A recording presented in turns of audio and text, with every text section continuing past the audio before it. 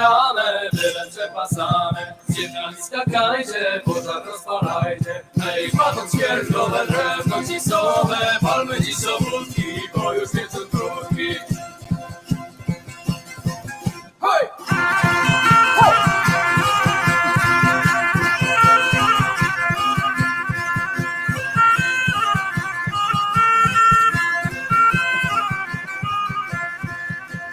All right. Thank you, Jean Jerome.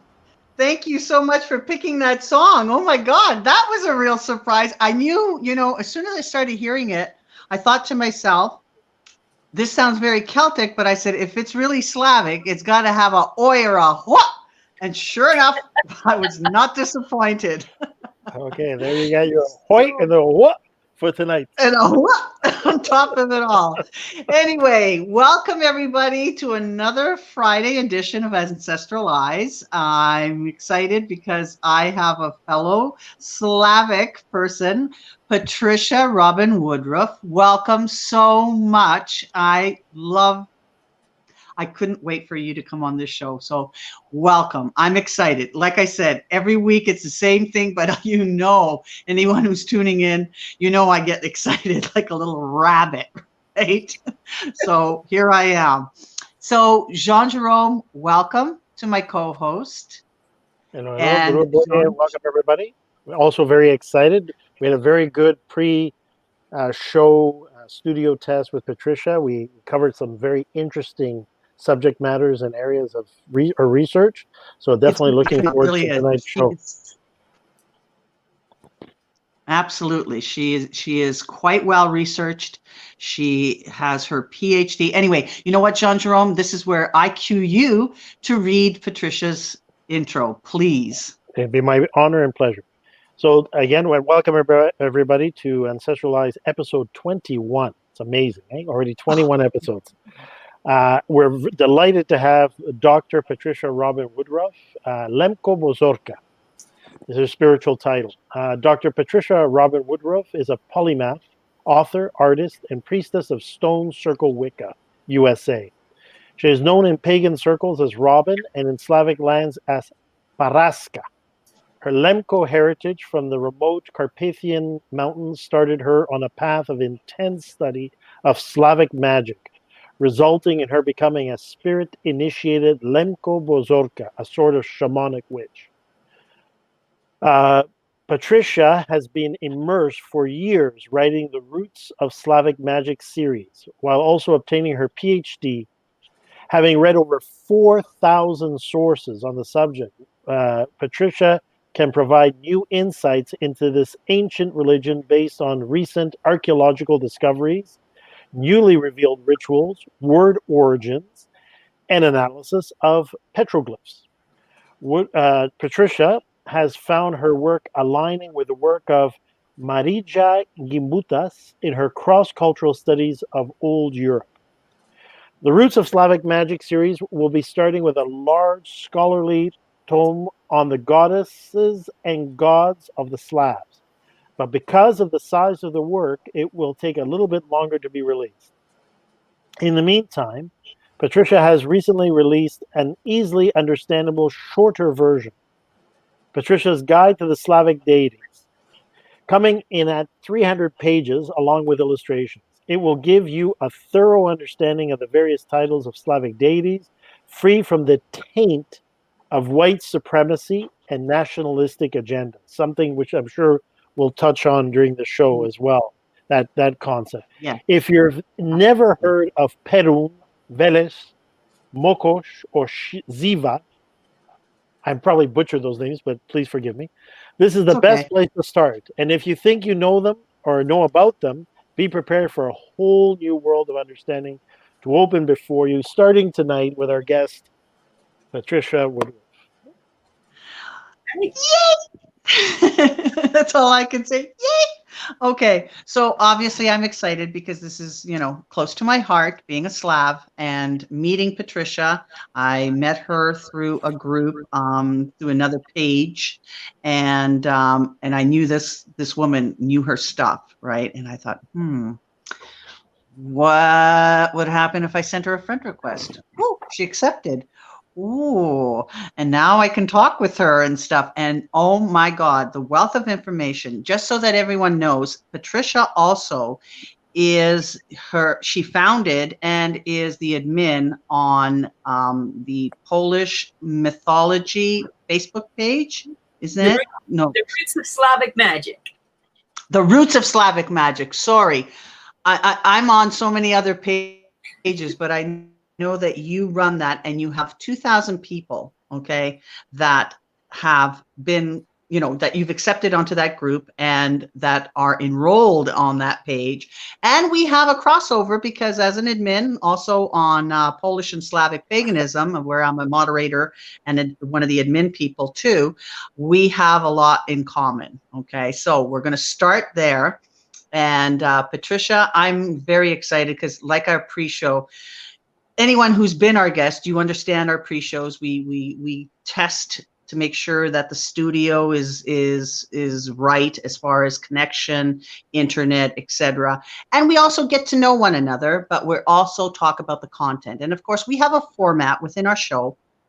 So keeping to our format, we had that I had asked Patricia, but it just went from there because of the wealth of knowledge of Patricia Woodruff. And so this is what I'm so excited about. Okay. So Patricia, I'm going to start at the basics that we ask everyone. And that is, how did you come to start this journey of yours, this amazing journey that brought you from your spiritual beliefs through to what it has become now? So if you could just give us the outline, we've talked about it. So if you could, take it from there and let us know. Go right ahead, please. Right. So we have from childhood. I had imaginary companions and so forth, and I didn't realize actually until I started studying shamanic stuff a couple of years ago that these were spiritual guides. And they would come and sort of teach me things and comfort me when I was upset, and it just sort of gave me a little bit of knowledge there. And I just looked on them as imaginary friends. And I totally can relate. Yeah, I was raised Roman Catholic and had trouble from Sunday school from when I was like 5 years old of asking too many questions and being like, well, explain to me about how this Trinity thing works and all. And they were just like, well, you have to take it on faith. And right. Like, that means you don't really know. And what's really funny is my husband pointed out that through all this research, I've actually now come to understand the Trinity, or the triple god, triple goddess. And consequently, I came back full circle. So yes. That was so kind of funny. Definitely from your childhood to this, and how you and your husband actually, can you sort of tell me about that? Because this is, it's funny because a lot of us think that our journey is a personal one. Yes, it is. But sometimes along that journey, we also have, significant other partners, we have friends or someone who influences us. But Patricia, yours is very unique in the sense that you and your husband did this journey together, right? Yeah, it's wonderful that we were able to grow alongside of each other. I mean, sometimes you wind up growing apart and your journey no longer intersects and you go different ways. But we both were spiritually exploring. We both were checking out. We would go to different churches and experience, listen to the sermon and so on. And we wound up checking out the Unitarian Universalist Church. This would have been when our children were little. And I was all excited because I asked them afterwards, I'm like, well, so what do you have to believe? Like, what's your creed? And they were like, well, we don't have one. We just help you in your search. And I'm like, wow, that's great. This is terrific.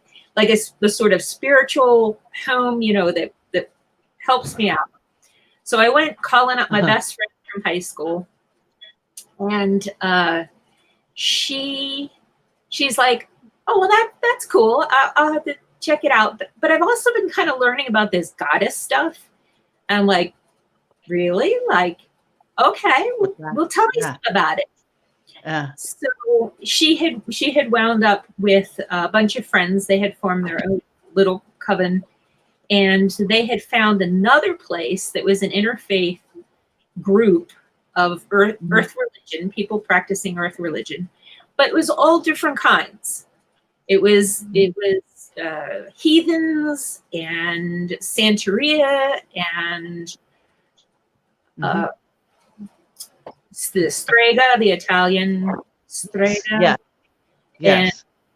So we used Wicca as a sort of lingua franca to do ritual. Like a framework. Yes. Like a framework. You know. But I also learned about all these various paths. And so we kept on going. We have this wonderful community. They're known as the Stone Circle Council. And we're doing things a lot virtually now. So that's great. I think most people. Yeah. But there was also this one group that was more formalized. That was the Stone Circle tradition of Wicca, USA. Okay. It's USA now. It's expanding across the US. Okay. And they were doing classes. They do them like every couple of years. And so at this point, my children are grown, and I talked to my husband. I'm like, I would really like to take these classes. It's a 5-hour drive to get to them, and it's every month we have to do this. But I would really like to. And he's like, yeah, we'll do this. So it was great, because we would discuss the ideas in the car and everything else. But as part of this Wicca 101, and it's a very it's based on Gardnerian, but it's not like you have to do this, this, and this. You know, it's like very like a typically formal Gardnerian. It's not. It's looser. Right. And it is also very accepting of different sexualities, because everybody should be able to see themselves in the divine.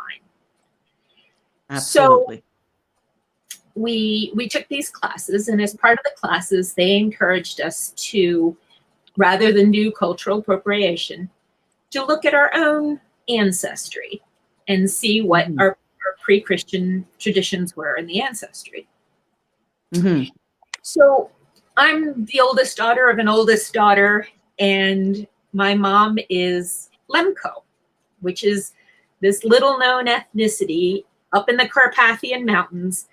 And all these different countries would attack and say it's part of our country. It was part of Ukraine. It was part of Galatia. It is now part of Poland. But it's its own kind of culture, and it has its own flavor. Language. Some people say it's a dialect of. I don't care. I'm not into any nationalist agendas, right? Right. Very international in of itself in the Slavic land, so to speak, or, you know. Well, my ancestors there were for hundreds of years. We can tell that genetically. So I started, I'm like, all right, so what did they believe? I guess they're Slavic.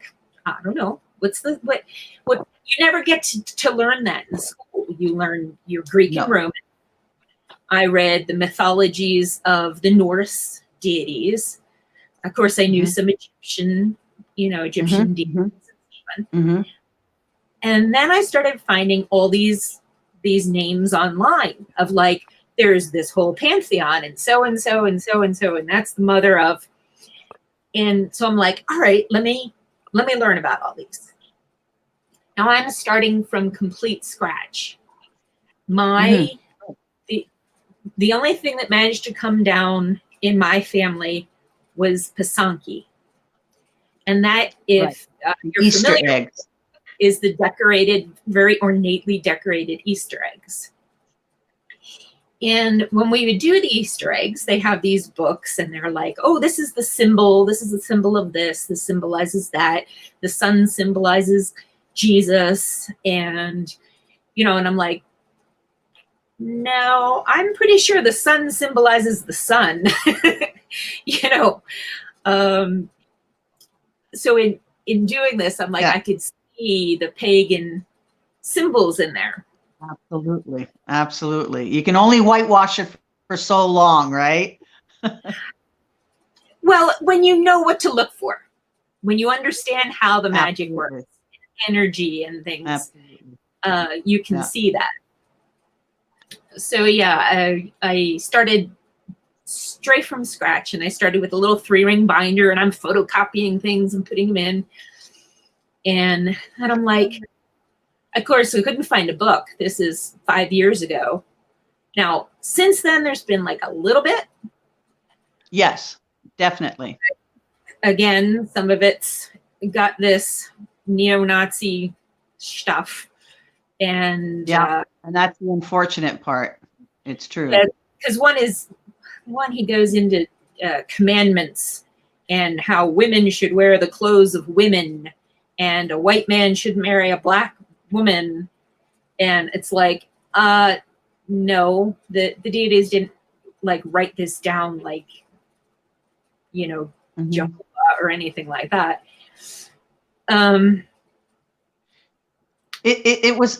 You know, that was the problem. I mean, I think that's a current problem because a lot of Slavic people looking for their roots, you know, find it vicariously through other sources. It's a sense of national pride, and with that, they get misinformation too from a lot of other groups that influence them in a very negative way.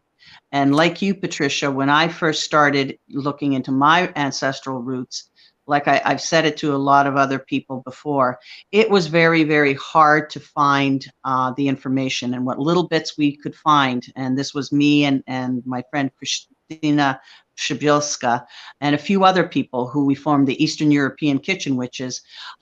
It was difficult to find that information, you know, so you had to really look, and this is something that you and I had spoken about. We really had to look at our own stories of our what was handed down as folk tales, you know, fairy tales, Slavic fairy tales, the roots of words, right? And this is where your information was coming from. That, you know, you dug deep. You really went deep. You weren't, you know, like you said, instead of being influenced by these other groups, because there's a few of them, I'm not going to name them, but their sources are very slanted because of certain deities even, right? If I'm not mistaken. That's the information. Those are the things that you have found, right? That I find very fascinating. And I totally get that. Go ahead, please. When someone is powerless, they look for some source of power, something that is going to give them strength. And so a lot of times, here's a country and it's extricating itself from the USSR. And so we'll use Poland, for example. Poland, people in Poland, they're like, I want Polish gods. I want to go back to things that are absolutely Polish. And it's like these borders, as I can tell from my ethnicity, these borders shift around all the time. So they did. When you say Celtic, the Celts started in what is now the Czech Republic. Mm-hmm. They expanded over Europe. Their beliefs were the same as the Slavs. Mm-hmm. And when I say Slavs, I use that really as, for lack of a better term. Now, Marija Gimbutas, she came up with the term of Old Europe. And yeah, the Indo-European, right?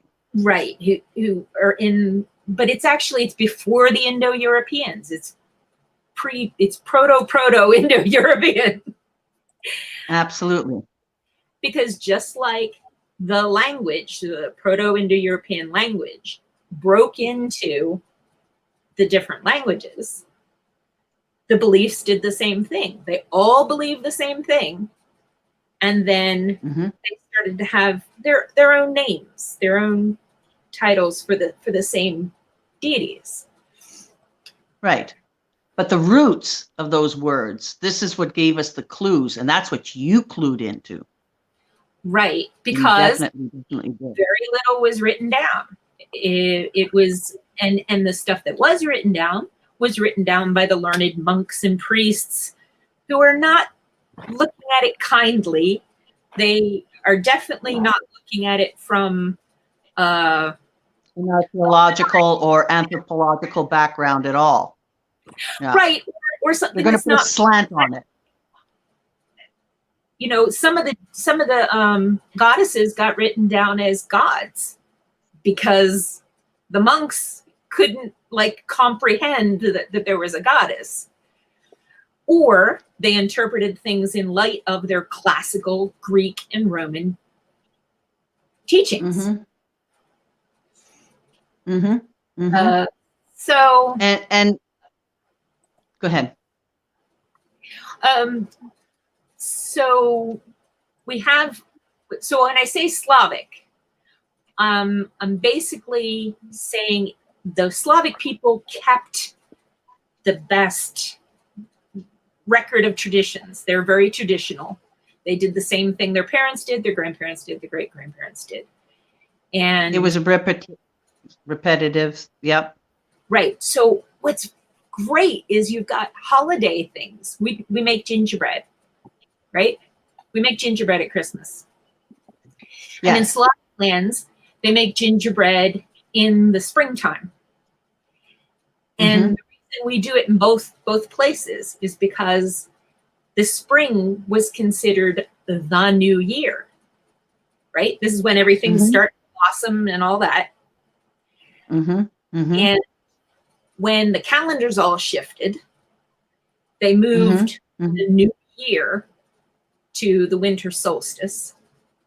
And then even that started to get off because of their calendar keeping. They didn't account for leap years. They went totally Gregorian calendar, and that was not what the Slavs had based their new year on, right? You know, that and it was like you said, that understood the cycles of the sun and the moon. Then they were just doing it based on dates, and that got them all off. So we find the same holiday traditions that can be attached to Easter, that can be attached to before Lent, that can be attached to Christmas, which was the same day as the winter solstice, and then they split those, and New Year's.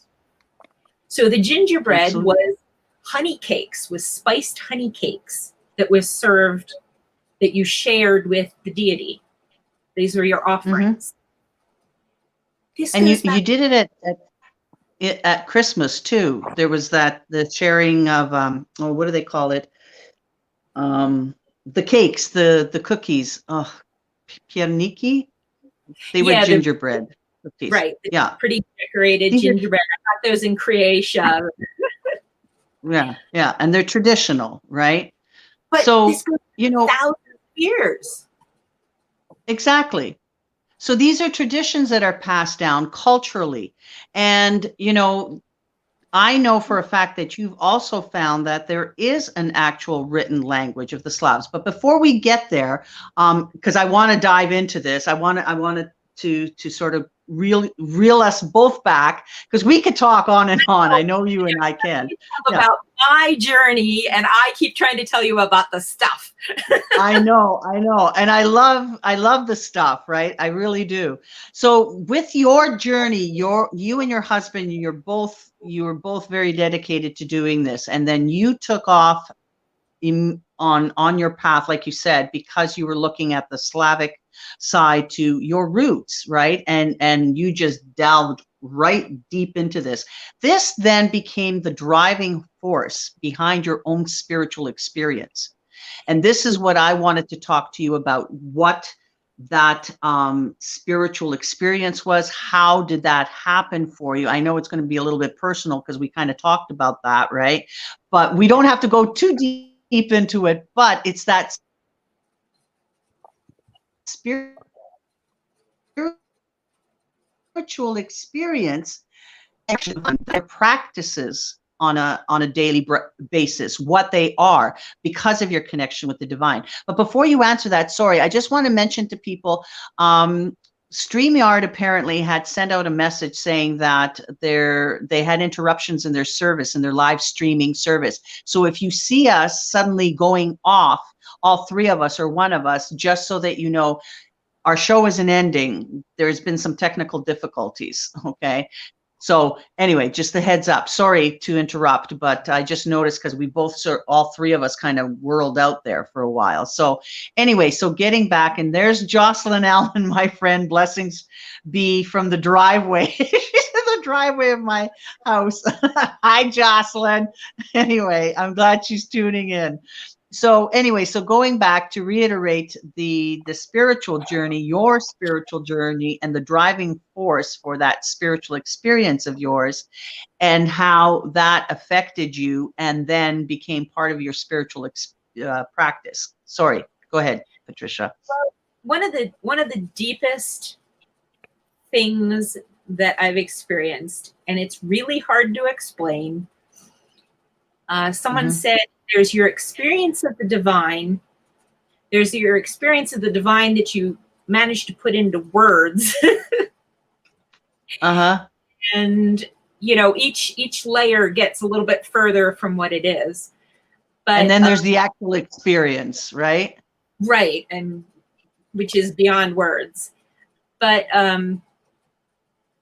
when I had met my husband, there was a time where we were making love, and all of a sudden I was like in the universe and touched deity and could feel surrounded just by this sense of overwhelming love.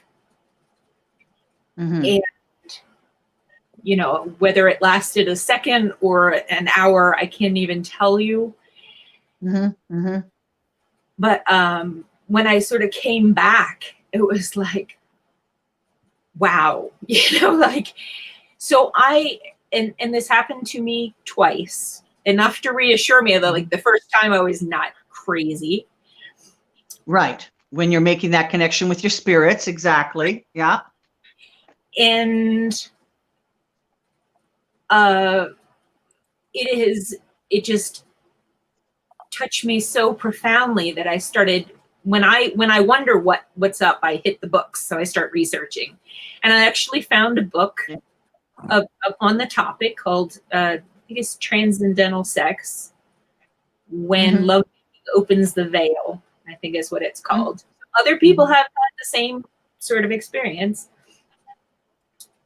but that gave me this unshakable, deep inside, there's divinity. I have no doubt whatsoever.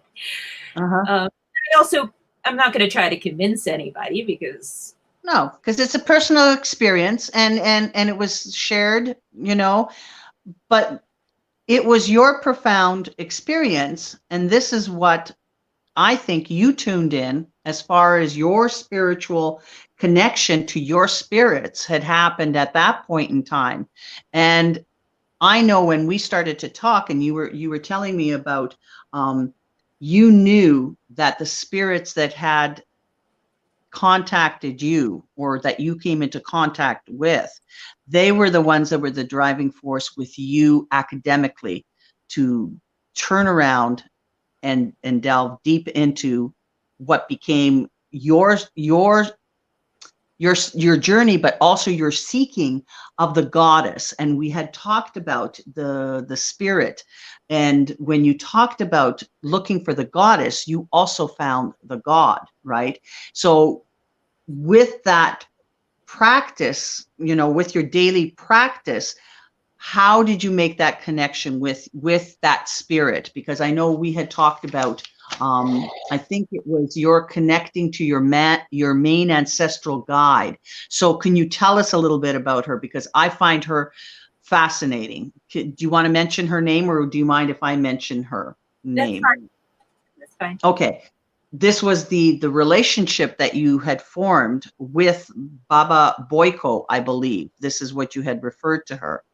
She was the one that started to take, well, for me, I can see you taking that journey deep, but it was through her and her guidance, through some of the research that you delved into, that when you stopped and you questioned, it was answered by spirit, and then you found confirmation in other things that you started to research, right? So if you could just tell us a little bit about that spiritual guide and your connection.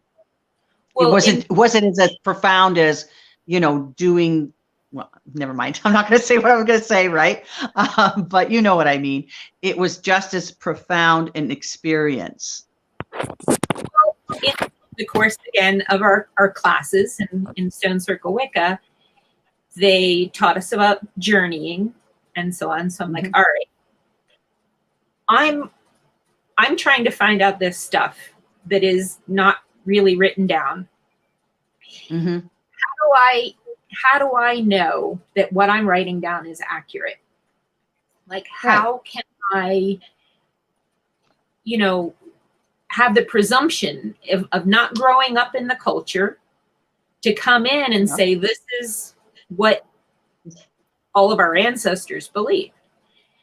And in the course of jumbling this around in my head, I'm like, all right, I will do a journey, and I will get in touch with my ancestral, one of my ancestors who knew this stuff. Right. So in the journey, and I have this will eventually be in the book or books. I had a visualization of going down a DNA staircase. And at the bottom of the staircase, I met Baba Boyo or Boyko, but Baba. And Baba. She, you know, she teaches me things. And I'm a very scientific kind of person. So I'm like, well, this could just be my subconscious. It could be just like the left side of my brain communicating, or the right side of my brain communicating with the logical left side. But boy, she comes up with some profound things.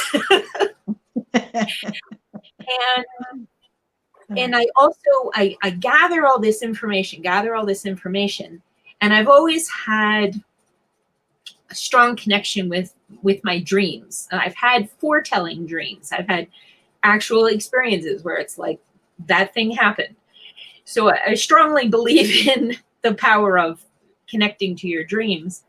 And so I absolutely gather all this together, gather the facts together, and then I go to sleep, and I was just like, help me sort through this.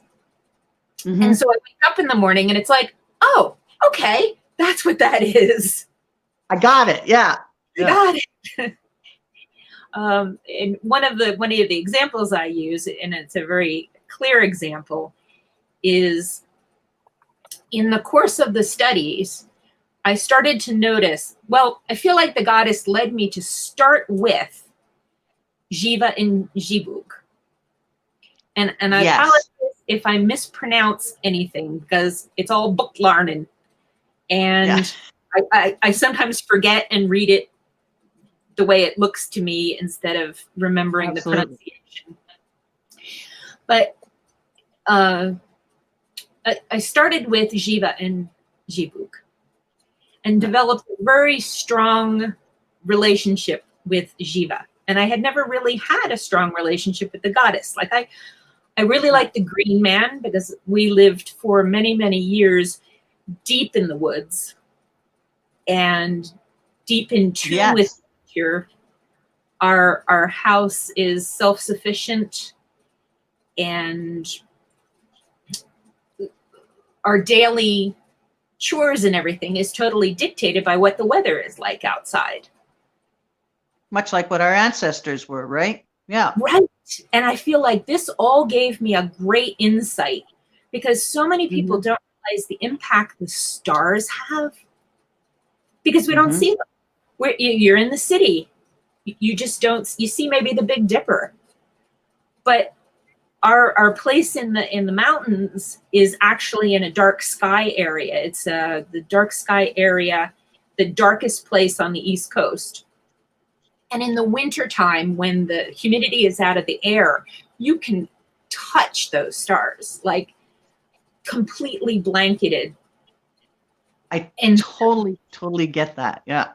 yeah, so you know that this is a profound influence on the early people who had even darker skies. And so many people think the zodiac is Roman and Greek stuff, and it's like, no, it goes back way further. Anyway, that's back to the stuff. Yeah. I know, and we want to dive into the stuff. We really do. But all my experiences has given me this perspective. I studied art, and I studied art history, and I'm looking at these ancient statues and understanding, the goddess figures. They call them Venus figures. I hate that, because again, it leads you to think that Roman and Greek was the pinnacle of civilization. And this is not,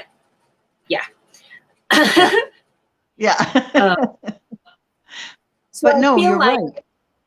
The goddess was leading me to first start with Jiva and Jibug, which Jiva most of Jiva. And the word Jiva, okay, sorry, I'm going to interrupt. Jiva is Jiva, which is live, and Stribuk, right? And I'll let you go from there, right? I was just saying the pronunciation. God.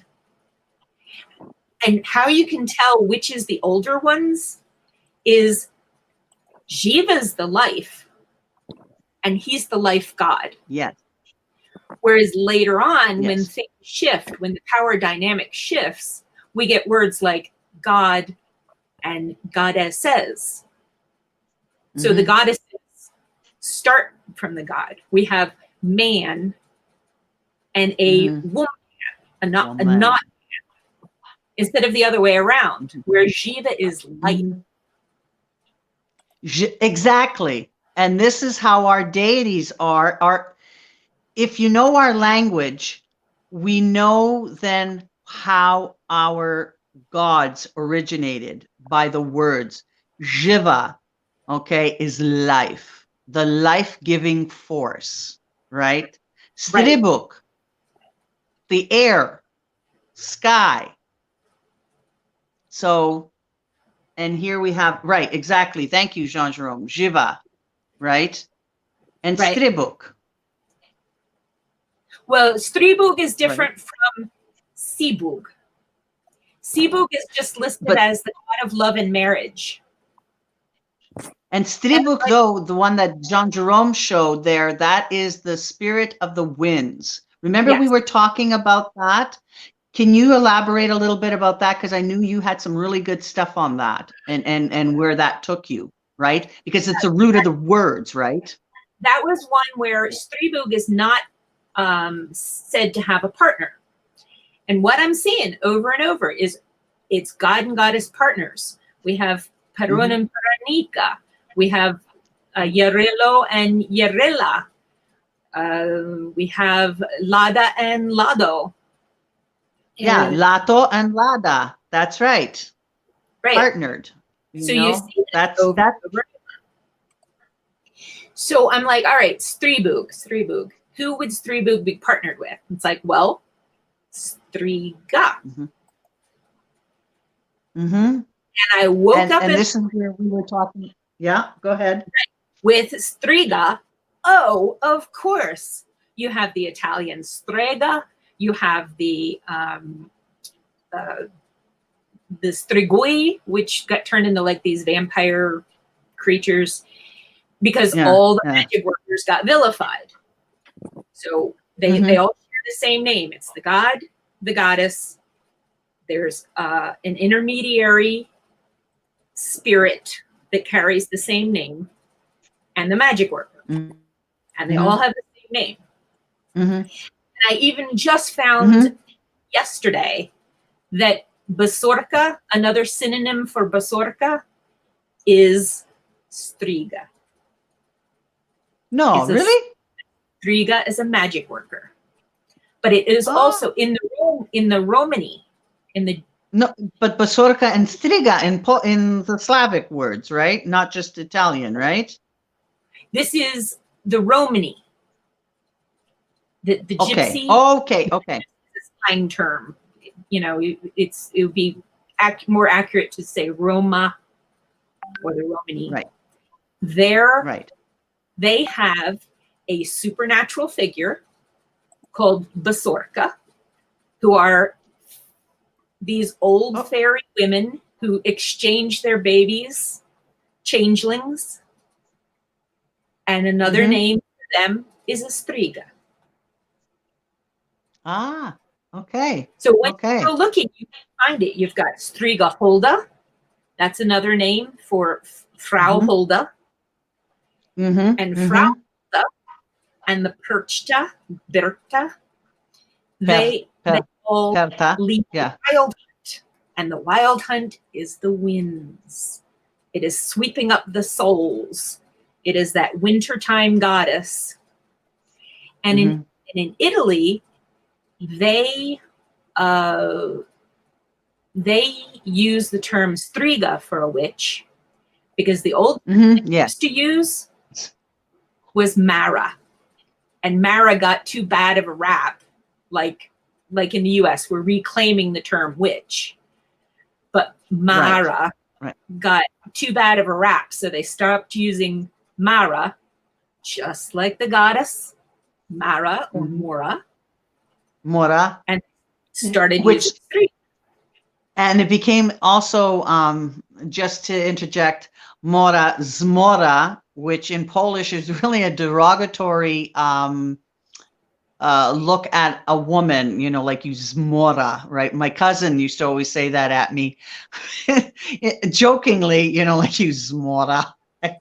And it was the derogatory calling of a woman, right? But it was a derogatory calling of an elder woman, right? The wise woman, the Baba Yaga. We had so many names for a lot of our wise women and the deities themselves, right? Because they all had their purpose, whether they were elemental, right? Because our people were people of the land, right? The Poles, the Pole, you know, Pole is field, right? The fields. We were people of the field, right? Slav in general are the people of the word, right? We all spoke the same language. That's the similarity between all the Slavic people. So there's slight variations on the different deities if you go from one culture, one Slavic culture to another or another country. And even by geographical positioning, you're going to have slight variations. The stories may change a little bit, but they're relatively similar, if I'm not mistaken. Isn't that what you had found, Patricia? Basically, you think of it like your languages, right? You have, in your languages, you have some words that are wildly different. And then you have some that are generally the same, like apple and the Norse apfel. But then you have Ella and so on. But they all go back. They start going back. And they go back to the Indo-European. And before that is the Proto-Indo-European. And before that is Proto-Indo-European. The deities did the same thing. And you move them all the way back, and then you're going all the way to Mesopotamia, and you know you can see people, you know, and the different influences, and from Africa, etc. Right? You can see that, you know, our lands, the Slavic lands, were so they were part of the trade routes. They were part of the Silk Roads. They were part of all the trading, you know, because when you look at, there was something I had posted on one of the Slavic, my group and your group, I think I shared it as well. There's a woman there, you know, because again, weddings, you know, the women are dressed with their beautiful headdresses and everything, but you see their beads, and this is where their riches were, you know, like the corale, you know, they were monetary worth, right? Their coins, everything around them. It was the woman came in with a dowry. But one of the pictures, what I thought was absolutely fascinating, cowrie shells. Where would you find cowrie shells if not from Africa, right? So, you know, you start thinking there's been a lot of trades within, you know, people don't realize how much connection and they don't realize it. Back and forth. Absolutely. Like absolutely. It's a long way to walk to the store, and they would be walking across the mountains and absolutely. So there are two comments I just want to interject here. One this is from Beth actually. Says it's been my observation that words that sound the same regardless of the language pretty much universally have the same root and are definitely related. That's from Beth. And then Dr. Gianmichael Salvato says the difference in Italian is that the Mara are religious priestesses, not witches. Italians have never embraced the Wiccan notion that witches were goddess worshippers. Strega is pejorative term we've reclaimed, which comes from the word screech owl. In authentic Italian craft, the old religion is separate and distinct from witchcraft, which has no religion associated with it. Absolutely. That's from Dr. Gianmichael Salvato. Thank you, Gianmichael. Thank you, Michael. Strega comes from the goddess, as does the name for the owl. They both come from the goddess's name. It wasn't what they used, yes. Right. So they were recognizing the similarity with the name for the owl, but that is not actually where it came from. Okay. So now I'm going to go back to reel us back to your spiritual awakening and the spiritual awakening with regards to your books. Okay. You've written, 4 books, and your latest one is the Slavic deities, right? If I'm not mistaken. Kind of. Right? I have 7 that I'm concurrently working on. Okay. Okay. All right. So your spiritual awakening with your spirit really helped you dive deep into, and here's your book, your latest book, Woodruff's Guide to Slavic. I kept trying to get out the information, and so I decided that the first book was still going to take me a bit longer, so I put out a summary. So this is a concise summary of the sources that I was looking at, and some of the conclusions that I've come to, condensed form. This is the Reader's Digest condensed version. Right. And I think I got the copy, and I think Jean Jerome did. Thank you for that. Now, what was I going to say? With your spirit guide and helping you come to your academic studies and things like that, tell me a little bit about your initiation into the title of Lemko Bosorka. Sorry, even I'm having a hard time pronouncing it. I love this story, because when you started to talk about this, right, I thought, wow, this is a different perspective. So go ahead. Well, I realized at its root, Slavic magic is shamanic. It is the religion of the indigenous people of old Europe, and it is shamanic. Shamanism called to me in the course of my studies, but I didn't really have the time to do much research on it. Just a couple of your basic books. Ingerman, I guess, is the one. Sandra author. Ingerman's, yeah. But before I even really started studying that, it was through a dream again. Yes. And I had Like this most of us, yeah. right. I had this dream, and I sort of slid backwards on the ground down to the edge of this river. And it was like the early springtime where you have the snow melting, the snow's melting, but there's also green things coming up. And I could see these invisible footsteps going through the snow, approaching me.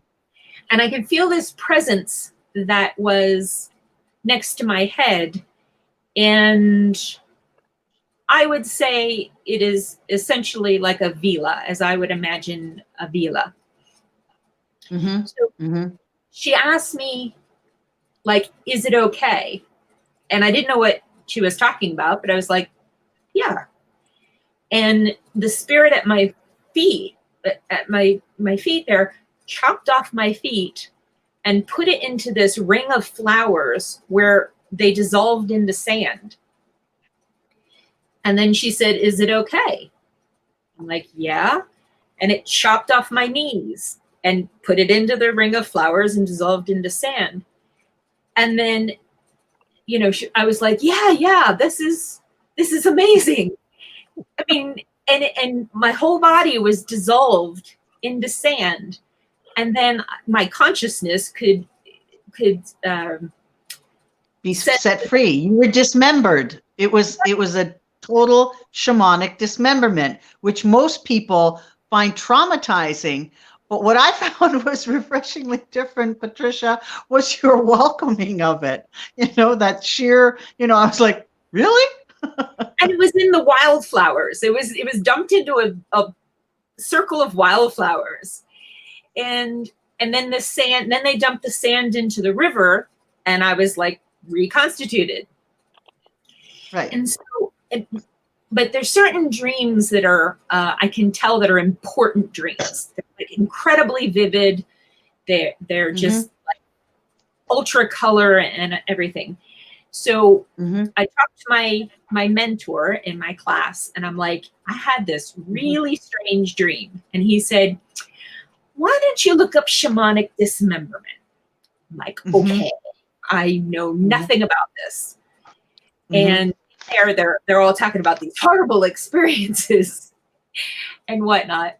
But essentially, to become a shaman, to become basically it's a witch, but it's a witch who works with spirits. Like you can be just a magic worker.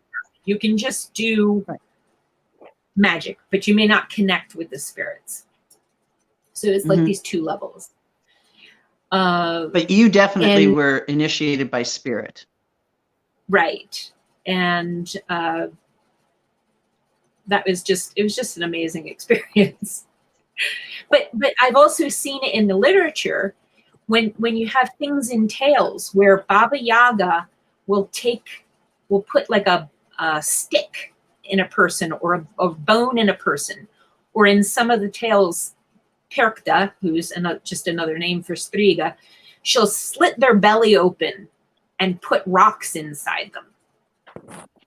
And what this is in story tale form is a shamanic initiation.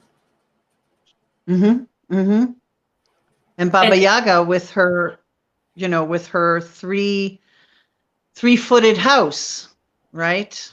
And what she would do with children, or what she would do with, a young woman, right? Because there's a lot of Baba Yaga stories and her association. I think there's a Russian Slavic mythology. What's the young girl's name? Vasilisa? And if that's how what is it? Vasilisa? Yes, Vasilisa. Yes, and Baba Yaga, right? So we're looking at the crone speaking to the maiden, right? If you want to look at it in goddess worshiping, through those eyes, right? That's how we're looking at it, right? Is exactly what Baba Yaga is doing, right? So anyway, I don't mean to No, that's okay. One of that. the really important things that I think people need to know is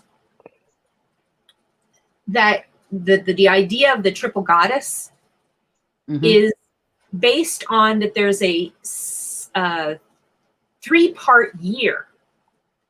First we have people believe in a 2-part year. When you're herding, you take the herds out at the beginning of May and you bring them in at Samhain. And that divides the year into 2. You have the summertime and the wintertime. There's our Baba Yaga. She's the There bird. she is. When you see the old statues, the Neolithic statues that Gimbutas comes up with and says that's the bird goddess, that's who they're talking about. Right. And that's what Marija Gimbutas, who was the anthropological researcher with the Balts as well as the Slavs. She's written 2 books, and that's where I got a lot of my source information when I was delving into, you know, my roots, my ancestral roots, right?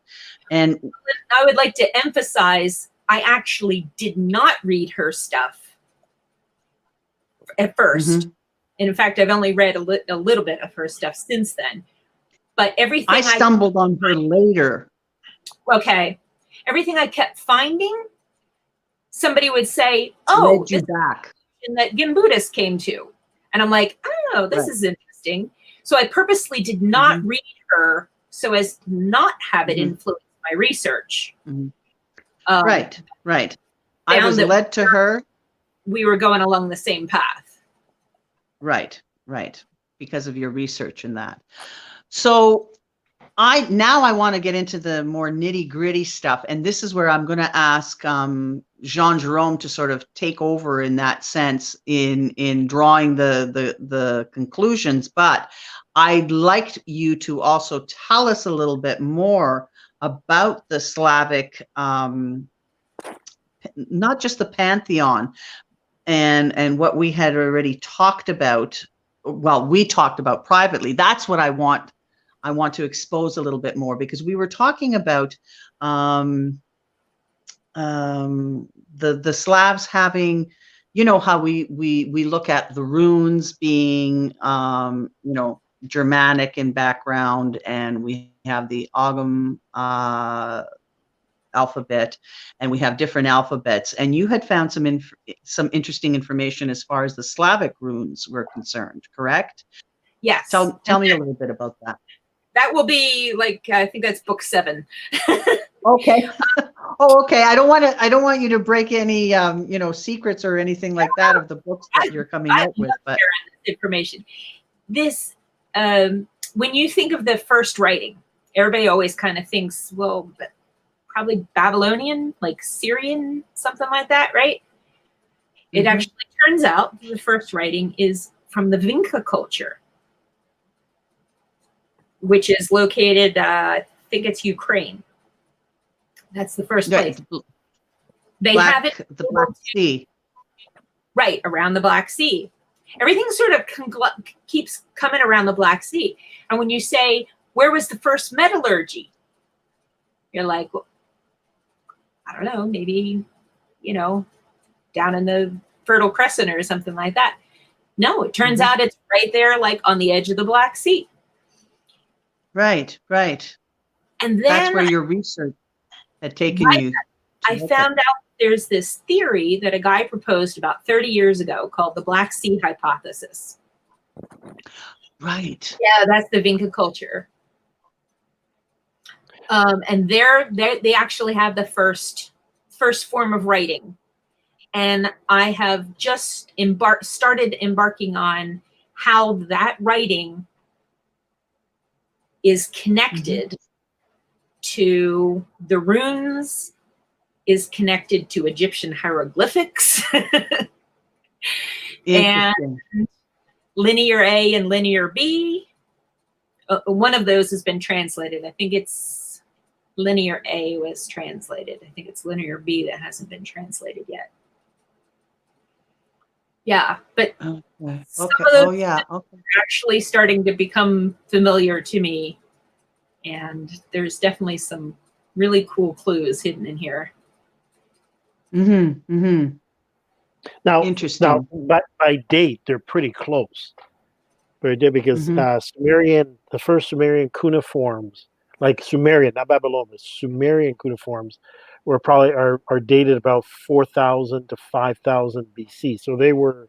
The question is, how much time was there for migration? And these civilizations were fairly distinct in other aspects, right? So the question is, did they develop at the same time, or was there some sort of earlier migration? Which way did that migration go? The beliefs Right. are generally the same. They have completely different names. Yeah, And this is an important part. correct. What is the power of the word? And I'm sure you know, as a witch, the power of a word and the power of a true name. Mm-hmm. It's not that people didn't know how to write. It's that it was so powerful that when you wrote it down, it was making the thing real. And so this was Right. not Giving it life. Right. You didn't write down what you had for lunch, because this is high magic. This is powerful magic. Mm-hmm. They were using these symbols that also represent words, that represented concepts. I mean, the runes kept that really well, that they are both a letter and an entire concept in and of themselves. Right. Right. Right. Right. So Absolutely. I can see where some of it goes over. The Egyptian, they actually take some of these symbols and they draw the whole thing out. Like, have a Absolutely. hand. Make sure they draw the whole hand. It's almost like a story in itself, right? Instead of, yeah. But No, and there's some fine examples of that. a mouth would just be the kines would be the open mouth. Now, speaking of the alphabet and some of the symbols, as you know, let's take it back to the Pisanki and the different symbols that we have, okay? And each symbol. Pause there. Don't make that picture go away. Go ahead with the Pisanki. Yeah, let's leave it there. So when you look at the Pisanki and the different symbols, okay, and each tribe, each Slavic tribe or even village, okay, and family had their own embroidered symbols, and they would reiterate the patterns. They would reiterate them in their clothing, because it was all about protection. So their pieces of clothing that they wore, their jewelry that they made, okay, all had these symbolic symbols, okay, and they were runic in a sense, right? Exactly. And they had meant a whole lot of things. I mean, I know there's some things that I want to start writing about on my own group about these things, right?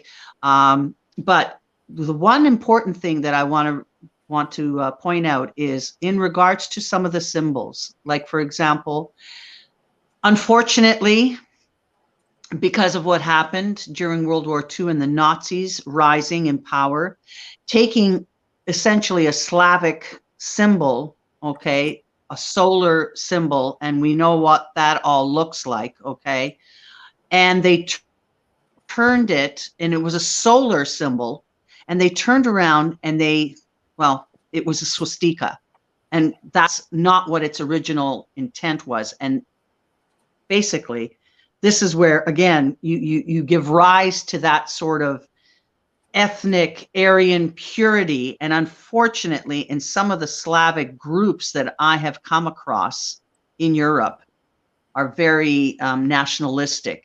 And I think it has a lot to do with their sense of pride. But getting back to the symbols, I don't want to take away from, what you're saying, but looking at the symbols here, Patricia, tell us a little bit about them. well, it can go into this the swastika. That actually is the name of a Slavic deity.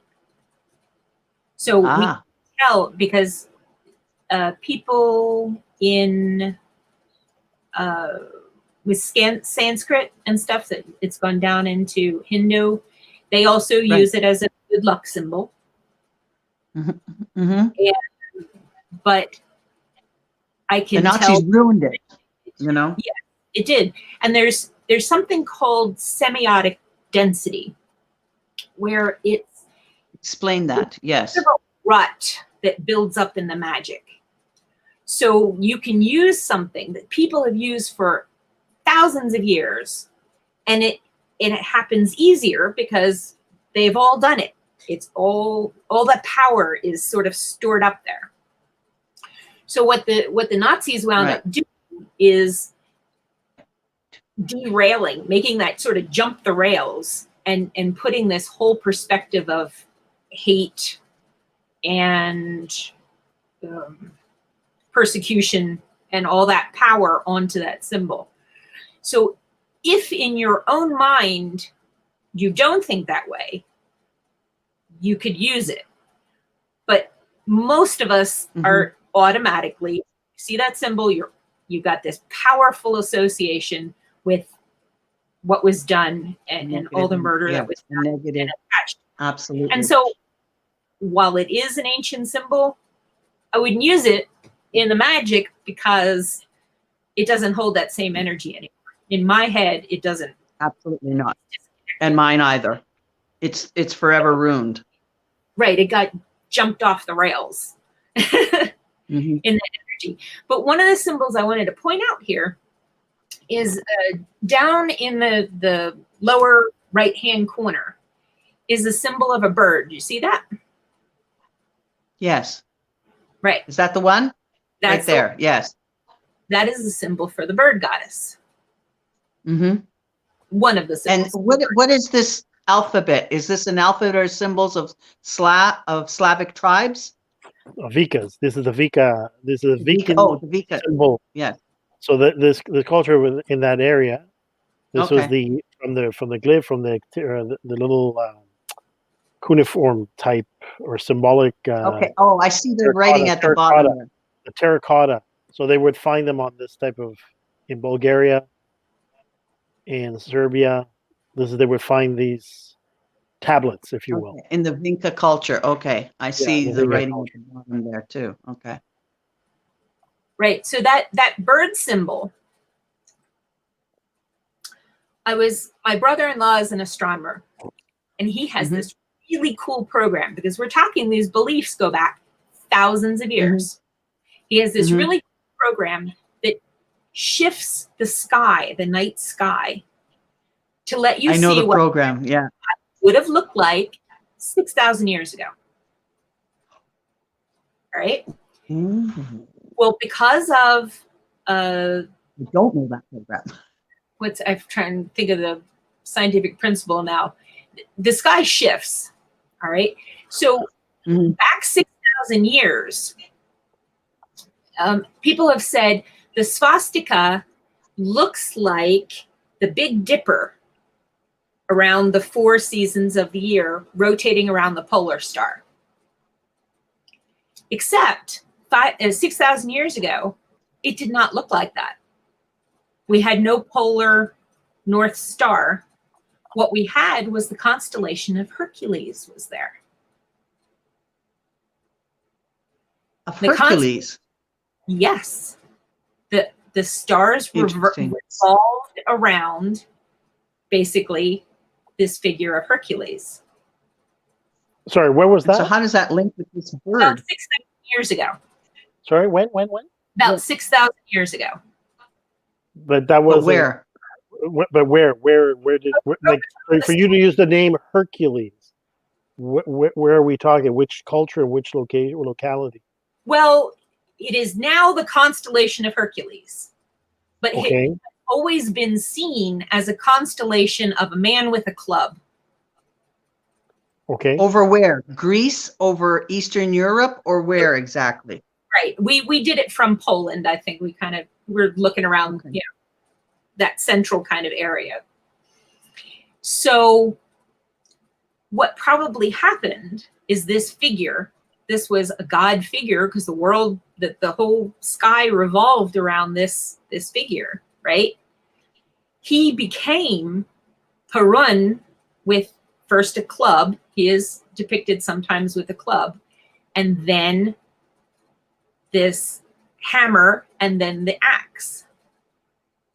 Okay.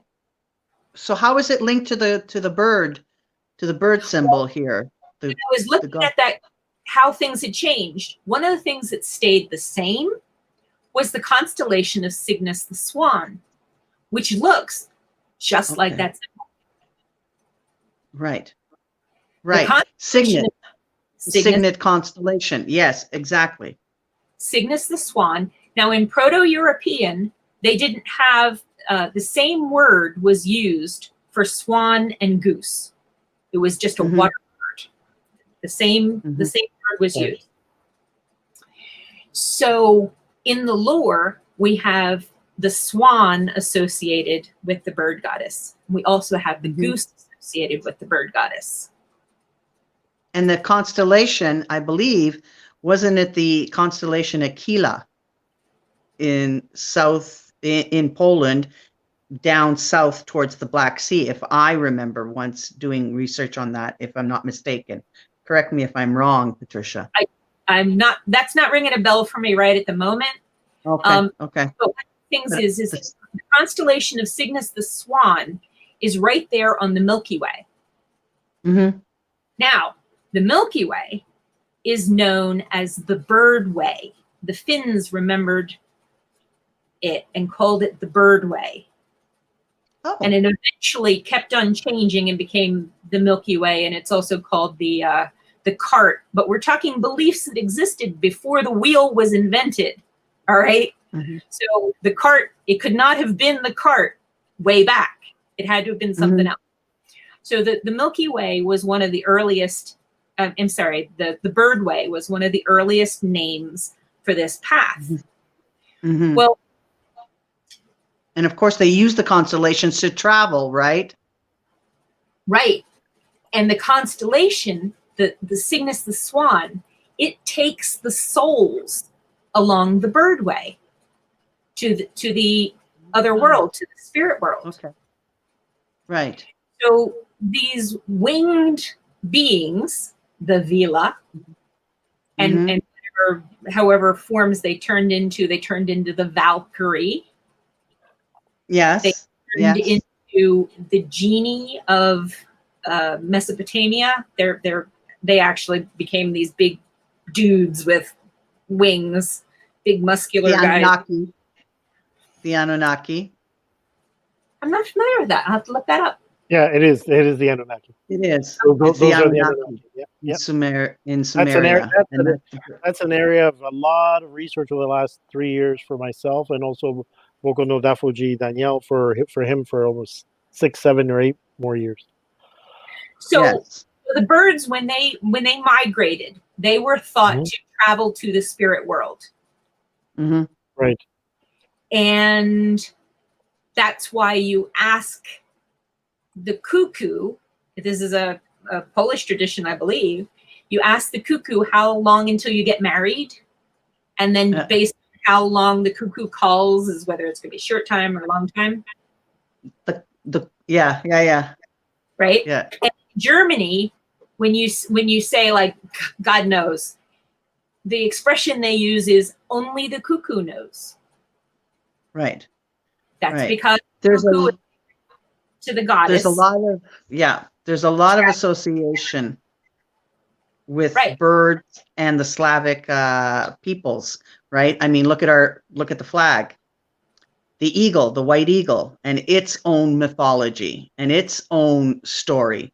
And when you look at birds that are sacred in Slavic lands, the bochane, which are the storks, the famous storks, right? And again, migratory bird. Yes, absolutely. Absolutely. And they bring back the souls of the babies that are going to be reborn Ah, that drop down the chimney into the home, and that's right. That's Right. right. That's right. Because that is how they looked at it, was the birds were the messengers from the heavens, right? right. Which here we have our connection, Jean Jerome, Mhm. to in African culture, right? The EME, the mothers, That's right. right? Correct. The birds, Correct. right? The bird women. The Adje, And what they call the the Adje. Adje.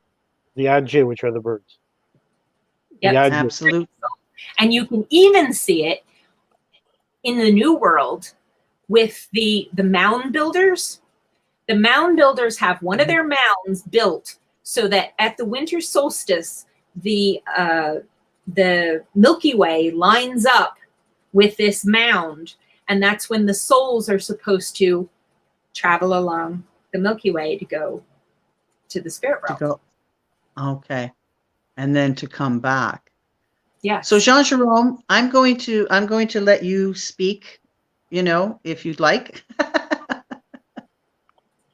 Because No. I took Patricia, I did my side of the job. I took Patricia, I made her take that personal journey and tell us about your background and everything. It was hard. It was very hard for me, and I know it was very hard for you, because Patricia has done so much research in this way. And I have one of your books, which I really love, the Slavic Moon Meditations. Okay. Your latest book, The Slavic Deities.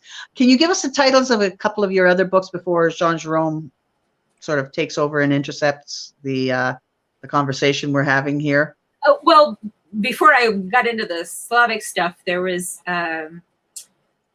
one book I wrote, and it's called The Call of the Spectacled Owl, and that is my spirit animal.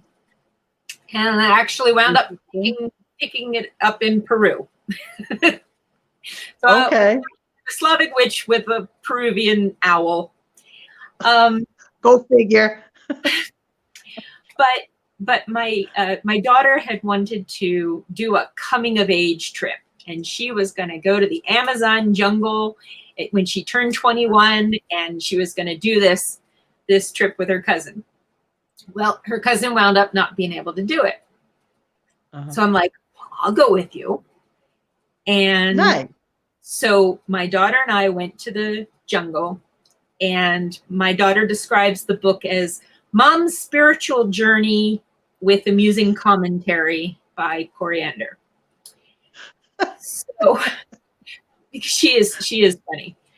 And so while I was there, I found these ancient vessels that they used, and they built up spiritual connection in these vessels. Because I'm like, why would they find it so important to do this really complex? Because it's a complex vessel. It's not just a spout or whatever. It's like got a double spout and a connection and everything. So it's a container then, is that what you're saying? Yes. And that there's a whole lot that's interesting about that. So that was one of the things I got into. But while I was there, we did an ayahuasca ceremony. Wow, you did? Yeah. Oh my God, Patricia, you didn't tell me that. I love it. Well, it wasn't as profound as a lot of people have had experiences. It was Okay. I just kind of spaced out. But in the course of doing that, the ritual with the shaman there, right outside, called the Spectacled Owl. And I'm like, okay, I hear you. I'm listening. All right. And then later on, when I looked up, the owl is a messenger from the spirit world and brings information. And so we've developed a rapport and work together. Interesting. I have too. Yeah. So anyway, go ahead, Jean Jerome. Or sorry, no, you have other books. Sorry, Patricia, my fault. Yeah, so it's called Spectacled Owl. And again, one of the other things in Peru is they have the same concept of the world tree. They have the same concept of Pachamama, who's the earth mother. They have the same animals, because in the underworld we have the snake, they have the anaconda. For the main world, that their animal would be the puma. The mountain. So just to be precise, because we're speaking of Peru, Yes. you're speaking more of the Inca, the hereditary Inca culture, correct? The Inca Trail. Is it the Inca Trail? Yeah. Because there were there were two major cultures in Peru. South Central America, but in South America, in Peru, it was the Incas that were the main Aboriginal civilization, very sophisticated civilization. Right. But they also have the overworld. They use the condor as we use the eagle. The eagle. That's right. Yeah. Right. That's under Inca. The reason I'm sort of picturing that is that our last guest was Claudia, and she was a Maya Ashki, and that was the culture was from Mexico, but also from Guatemala, where there's still Mayan pyramids and everything else. The other there were many indigenous groups and civilizations, but some of the oldest, the most pronounced and most elaborate. Also, the Incas have a great deal in the records in terms of medicine, in terms of basically treating. There is even Inca tools for basically doing brain surgery. Wow. So when we're talking about, we had this discussion before that, as we look at, right now we're looking at sort of the Slavic, but also we've branched out, as your research took you on, looking at different other cultures in terms of Mesopotamia, Egypt, and other areas. But at the same time, and roughly fairly old civilizations as well. You had major indigenous with the Mayans and the Inca. So, and as you say, when it's interesting that you go to Peru, having done all this research prior, in terms of the areas of Slavic belief and origins and everything else, but you're finding in terms of the actual mythos and the actual cosmology, you're finding a lot of the same relations and concepts. So that would really bring me to a discussion we had when we did our pre-show, which was the whole concept. This is something hotly debated on this. When you go, and it deals with a lot of it with concepts of cultural appropriation. When you tap into your own spirituality, when you tap into, again, you've done a great work in terms of trying to document or redocument, Slavic gods or divinities and all that may have been forgotten or lost in the culture, in the general culture, and so forth. But one of the things we talked about is, and I'd like us to chat about that, is really, from all this research, and since you've already engaged, like myself, a lot of comparative, studies. The concept in terms of your own both academic, but also intuitive and spiritual conclusions. Yes. The concept of the spiritual archetypes, right? Which is, for many, we discussed, I'd say, two major schools of thought, right? One school of thought says these are our gods, they're local gods, they deal with the local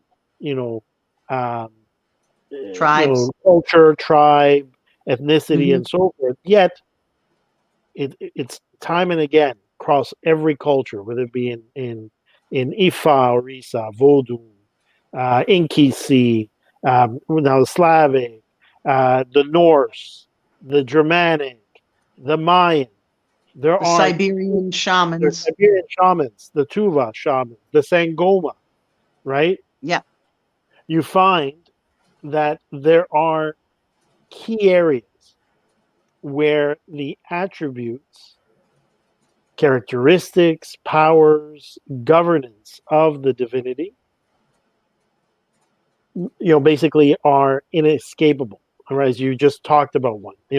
One example is the prevalence and the presence of the serpent. Almost in every culture, the serpent is a major, divinity, and usually linked with rebirth, a knowledge or a link between the two worlds. In some Healing. cases, even healing, mysticism or magic, like ancient wisdom. Really, the serpent only becomes demonized, and I'll get to that part later. Through the narrative of the Christian faiths, right, and as well later on the Islamic and everything else, where these creatures that possess enormous amount of wisdom, power, they're extremely old, they have an ancestral wisdom in themselves, and they are oftentimes the intermediaries of the spirit world and the earth in our realm, are found in all of these different places. Your idea or opinion, archetype or completely separate divinities and deities that just roam the earth? And again, I say this in two senses. One, it's one thing to look at things archaeologically. It's one thing to look at things as, like they would many school children do today, mythology, Greek mythology, Roman mythology, Egyptian mythology, et cetera, et cetera. It's another thing what we're talking about, the purpose of the show, which is, the survival of the spiritual connections, practices, and energies that you're working. This is not, a theory. It's not, a fairy tale or folklore. There are energies and spirits that exist. And then for anybody listening to it, we're not just talking about not just the academic dimension, to record, to look at, explore, compare, but really looking at the experiential, the ability to experience those energies and that. So from your own intuition, how do you look at it? How do you look at that phenomenon? When I said that I felt like Jiba had picked me specifically because she needed to get this message out. Before I started studying the Slavic stuff, I had this experience. My spirituality was very much related to the creative force. I'm also an artist. And a wonderful artist. Thank you. And that act of creation, we continue that act of creation all the time in everything we do. Absolutely. So, and I got this from the Artist's Way, was very instrumental for me in my spirituality. I mean, it's a self-help being book, an artist, right? Being an artist, but it also really solidified a bunch of things for me. And one morning I was doing an exercise, which is a stream of consciousness writing. And I had this experience that I have to imagine is something similar to like the Buddha under the Bodhi tree, where everything just fell into place. And I saw, like, here's the Big Bang. And if you think of the Big Bang, this energy going out, that this energy is actually deity or love or whatever name you're going to give it, right?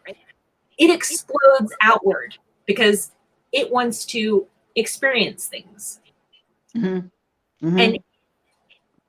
matter and energy, we know, are the same thing. One turns to the other. So this energy goes out and it forms into stars and planets and everything else.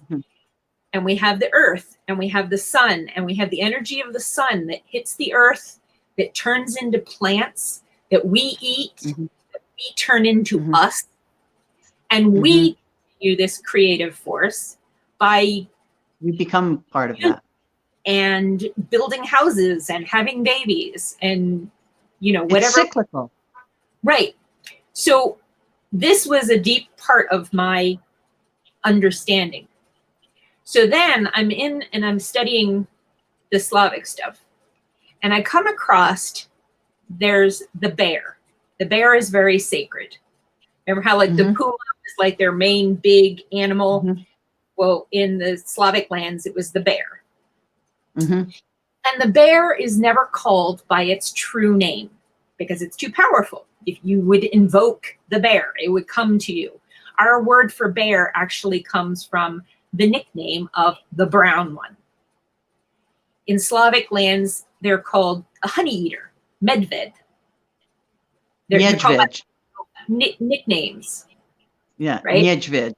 Yeah. Oh, thank you for the pronunciation. But they're all in some countries they call them uncle or whatever, but they don't use the real name for the bear. Mhm. So Proto-Indo-European, they It's a sacred name. think that the true name of the bear was something like Arthur. The name Arthur comes from the bear. Arctic. Archer. Right. Okay. Arctos. Something like that is the name for the bear. And I was thinking, if the name of the bear is so darn sacred that nobody uses it, these are not names of deities. These are all titles. And if you read, when you're reading about the deities, the first thing everybody says is Jiva means life. Mora means death. We are referring to them all the time by their titles. We are not using their true names. Okay. And as a title, that winds up changing in different languages. So when I was little, I was called Patty. Mm-hmm. My children call me Mom. That's a title. My husband calls me Sweetie. So if you were looking at this and you were looking at the lore and you said, here's Sweetie, she's a completely different goddess. She deals with love and sexuality and everything else. And then we have Mom, and she deals with maternal stuff. She feeds people, she takes care of them. Mm-hmm. Mm-hmm. And so they develop to give us what we need. That part of the divine becomes the mother goddess. And this part of the divine becomes the springtime lover, the goddess, right? Mm-hmm. But they're the same ones. It's just different ways for us to approach the divine because it's too huge. It's too huge. You have this little mortal brain and brain. So getting back to what Jean Jerome said, so you think that looking through your eyes, it's the whole concept of the divine that we as humans are trying to interpret. Right. Is that how you would look at it, right? Right. And we're limited because of our own limitations, right? Yeah. But so basically, in a nutshell, your description is very apt because the Yoruba are very known for giving appellative names, honorific names to their Orisha, right? So and quite often, the appellative name or the honorific name became later on in many even a path, if you will, the concept of a path of Orisha, very prominent in Afro-Cuban Ifa, Regla de Ocha, and Santeria, however you want to term it. That term of path is very, very, very similar to what you described.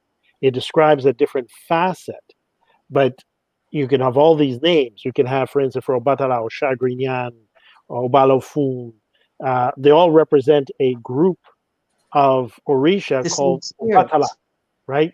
But they represent the spirit of purity, the spirit of whiteness, or Yaguna, right? All, again, one representing the warrior aspect, one representing the statesman, one representing the orator, one representing the peacemaker, one representing all different the elderly, the old one, almost the wise old, very old Shangyan, the oldest path.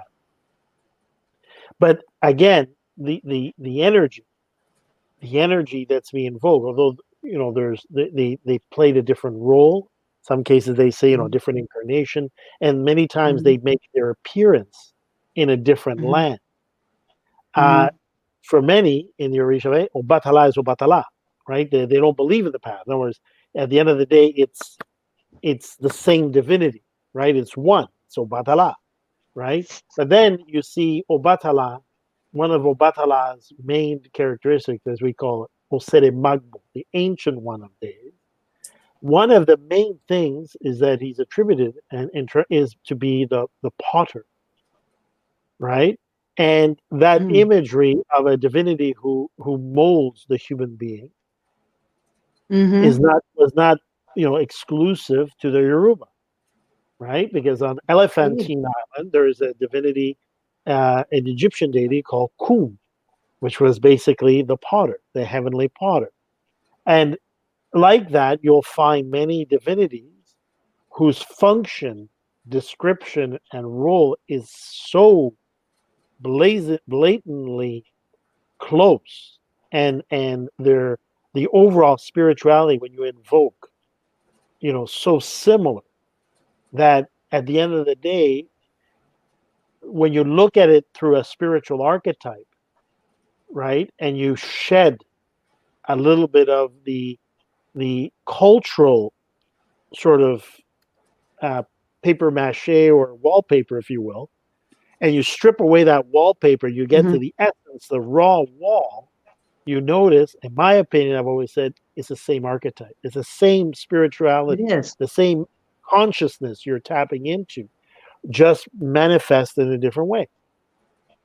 And Absolutely. not even that. In the Catholic Church, there are any number of names for Mother Mary, Our Lady of Charity, Absolutely. Our Lady of Different Czestochowa, aspects. Our Lady of Guadalupe, and everything else. To all of these different people, right? They swear by their Czestochowa, their Guadalupe, their Lady of Charity, or Regla, etc. But at the same time, the consciousness that it's tapping into is the same. And it's interesting how Absolutely.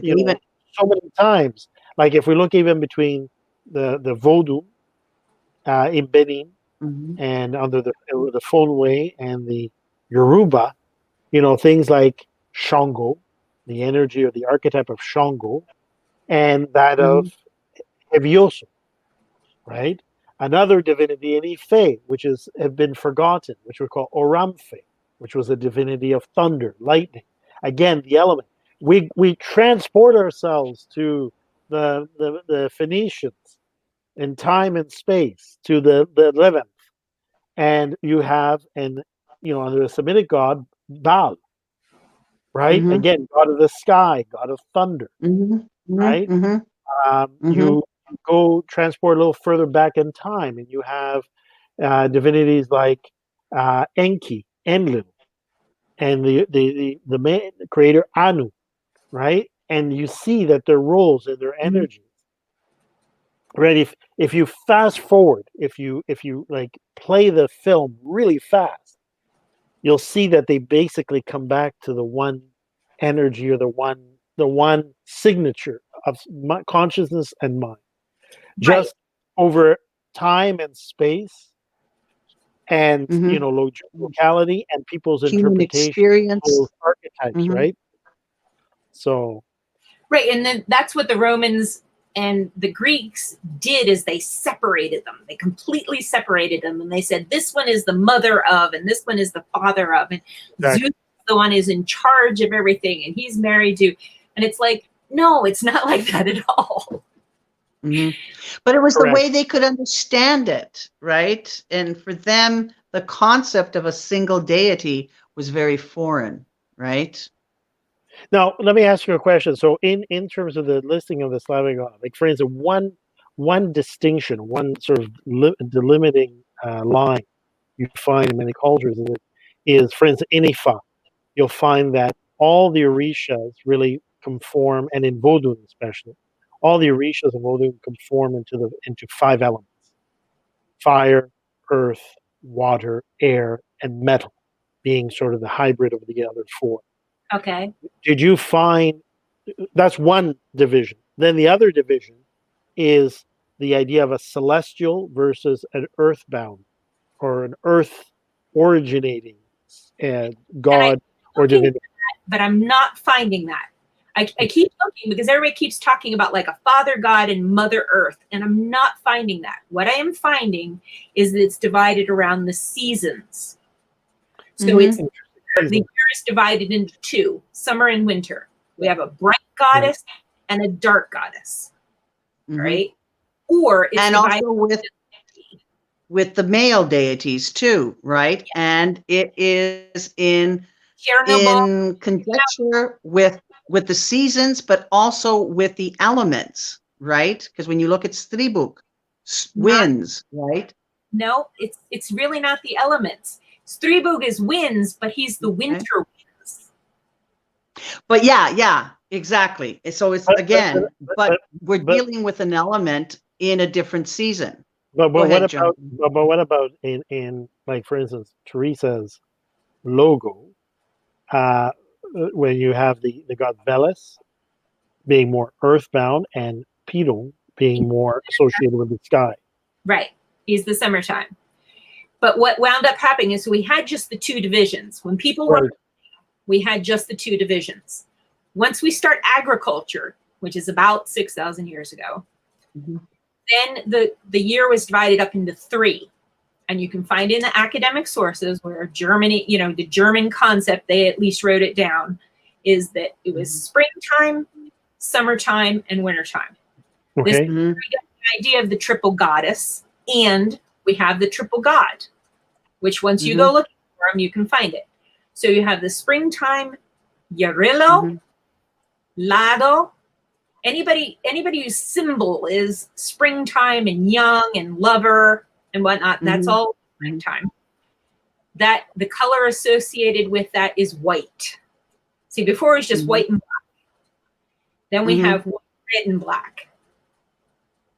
The summertime is the red. The summertime is the mother. It is the harvest. The father, and then it became the warrior, because the war developed because we had possessions, we had food, we had grain stores. That's when wars developed. And then we have the winter time, which is the resting fallow time of the year. And it comes into the springtime again. The old crone turns into the young maiden goddess. But then and this is where, sorry for interjecting, but we have Mokosht, okay, which is the goddess of the wet spring, right? Mokosht, before the young Vesna, the goddess of spring. And they're sisters. They're considered sisters, not actual mothers, so to speak, because it's seasonal. And they're exchanging. It's one's leaving and the other one is coming into the season. So we have, limited understanding around this one turning into the other. And it's a cyclical, seasonal. For the Slavs, it's very much so in that way. There's the thing that gets me again, and bringing it back to some of the new Rodonovre groups, etc., trying to associate with a single god. There was Rod and Rod only, and it's like Rod just means the beginning of the year. Rod or Rod again, it's birthing, right? But it's not, he's the end all be all God. And that's, unfortunately, some of these Slavic groups are turning that way because they're influenced by the Catholic roots, by the Christian roots, instead of looking further back before that, right? The Rodnova groups are so focused on having a sky father, earth mother, because they so want to assimilate with Celtic, any other, you know, and I'm just picking on Celtic here, but anything else that looks at sky father, earth mother in so many other cultures, where Slavs didn't really do that. They didn't have like the ultimate whatever.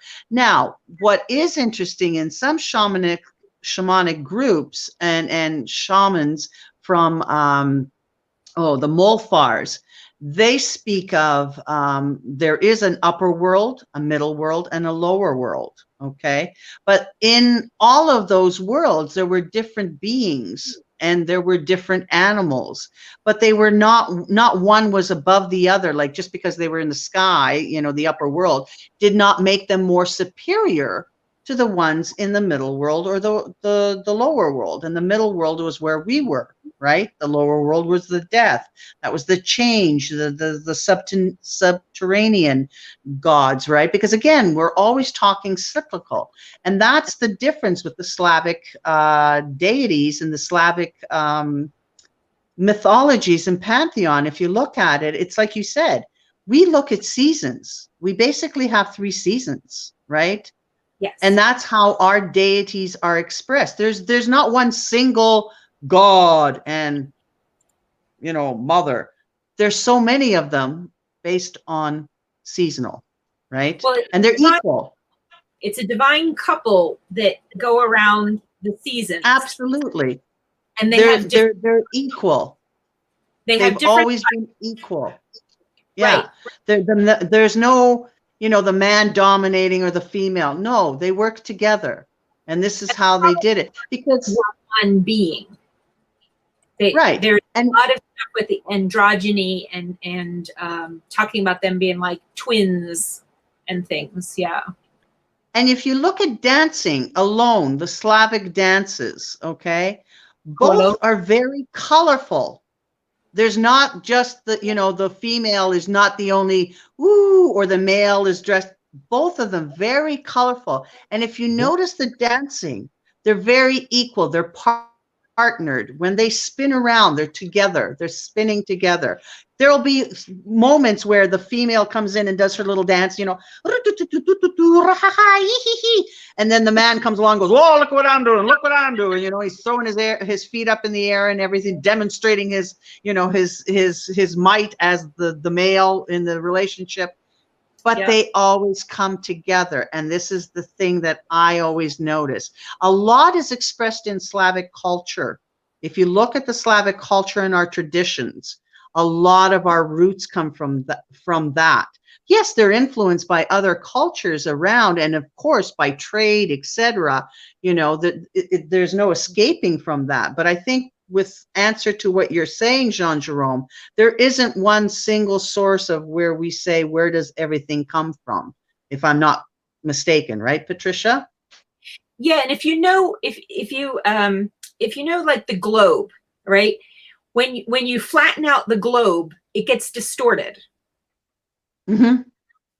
So basically the same thing happened. The cyclical thing got pasted onto the Christian concept of a very linear timeline. You don't exist until you do. You pop into existence, boom. Yeah. Based on this infinitesimal amount of time you spend on Earth, you get judged as to whether you go forever into heaven or forever into hell, right? So it becomes very bad. Death becomes a very bad thing because as soon as you die, you got to go to one place or the other forever. Whereas with the Slavs, it was cyclical. You are reborn. You see this, and this was something I grasped as a little kid, in that I saw this happening in the natural world. I saw the tree fall down, and I don't think it's as simple as your body pulls out of one vessel and pops into another vessel. I think it's much more like the concept of the rain. You go back to the ocean, and part of you might reform, but part of you might become part of another being. And I or decay. If you think of your body decaying in the mushrooms, remember, mushrooms are very almost sacred to Slavic people, and picking the mushrooms, right? The association of the earth, again, returning to earth, to being buried, whatever. It's like you're picking up your ancestors and eating them in a sense, really, you know, and sorry, go ahead, John Jerome. Yeah, no, so just a question then, but so understanding, you know, the concept, we've explored a little bit the concept of archetypes and commonalities between cultures and all that. Now, given the fact that for the last, you know, a couple of thousand years, history has essentially been written or rewritten, and religions have been rewritten and codified by the invading religion, in which case, in this case, we're talking primarily about the Catholic Church, the Christian, and to the fact that, you know, whether it be Ukrainian, Polish, like the not taking communism out of the loop, which destroys any belief or any religion, period. But in returning back to the, you know, to the faithful aspect, how in your research, beyond basically finding, looking at these divinities and these deities, and so how have you found the actual practice of the ancient religions, like how much of it is there?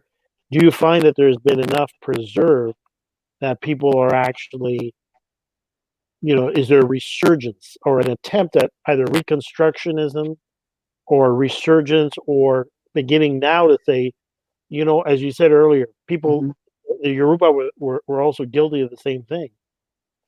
The word has a lot of power. We can't write down the word, right? The idea of writing stuff down was, in many cases, it was taboo for hundreds of thousands of years or thousands of years. Then they started to realize, you know what? Actually, writing down is actually a good thing.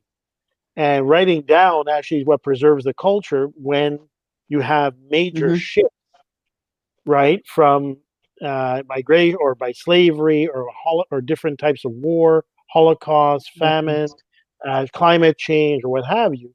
And the only way to preserve those traditions is to codify. You know, the same thing happened with Norse religions or Norse belief systems. The Christians were busy writing everything down, and many of the authors, historians, were all Christian. In Nigeria, Samuel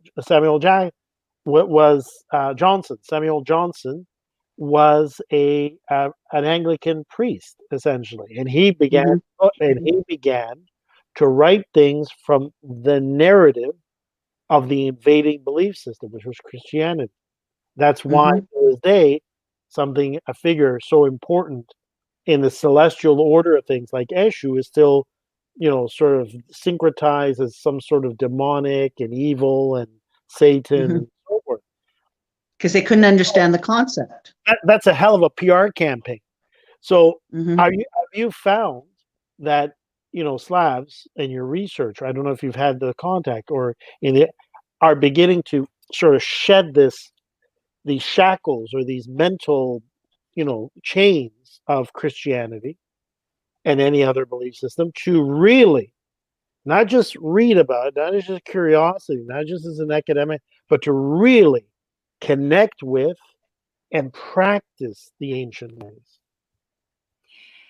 I think Rodnovri, from what I can see of Rodnovri, they're trying, but they fall back into the rut of the Christian mindset.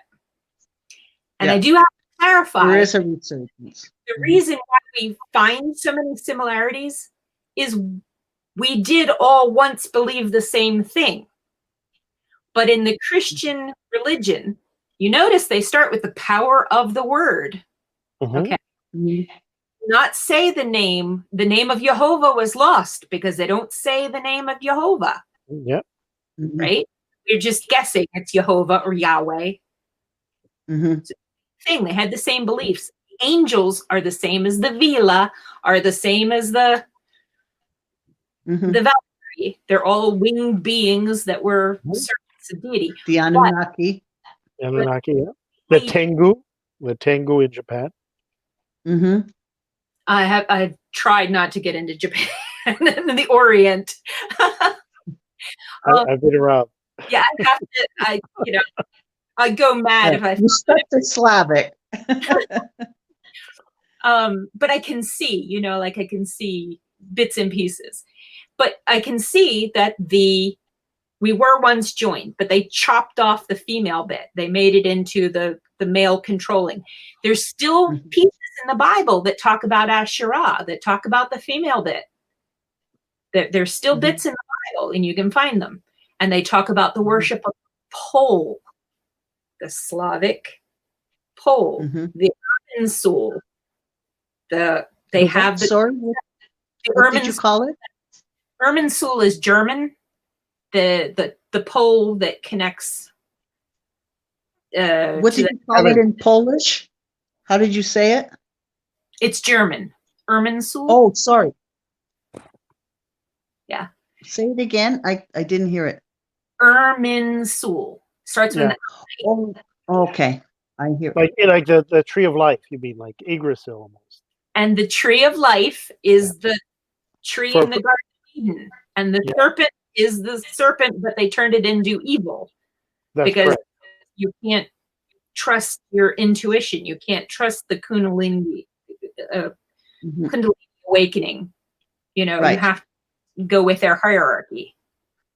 So a lot of similarities. They're sort of circling back and they're finding the similarities because we were once all the same. Right.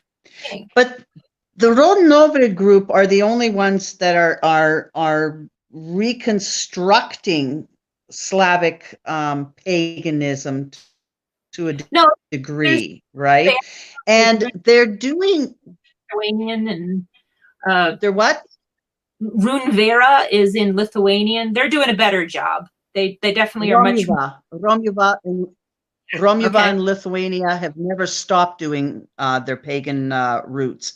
The Mari people, the Slavic Mari people, have never stopped, practicing their pagan roots, right? So there are certain pockets of Slavic people who continually do their belief system according to how they've always done them for centuries, for millennia, right?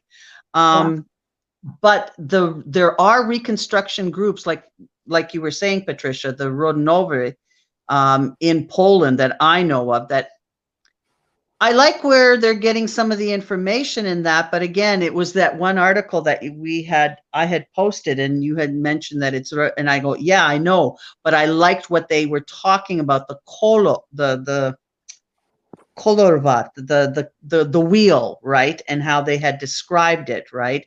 So there are groups, Jean Jerome, that are trying, and they are getting some information, and they are trying to base it. Now, where they're getting this information, the mythology and everything, do you know, Patricia, where these groups like the Rodnove are getting their information? Are they coming to North America to look for some of the stuff, let's say, you researched, or that Olga Stanton, again, from Magpie's, what's her Facebook page? Because I quote her a lot. She's a wealth of information. Magpie's Corner. Yeah, she's wonderful. Magpie's Corner, right?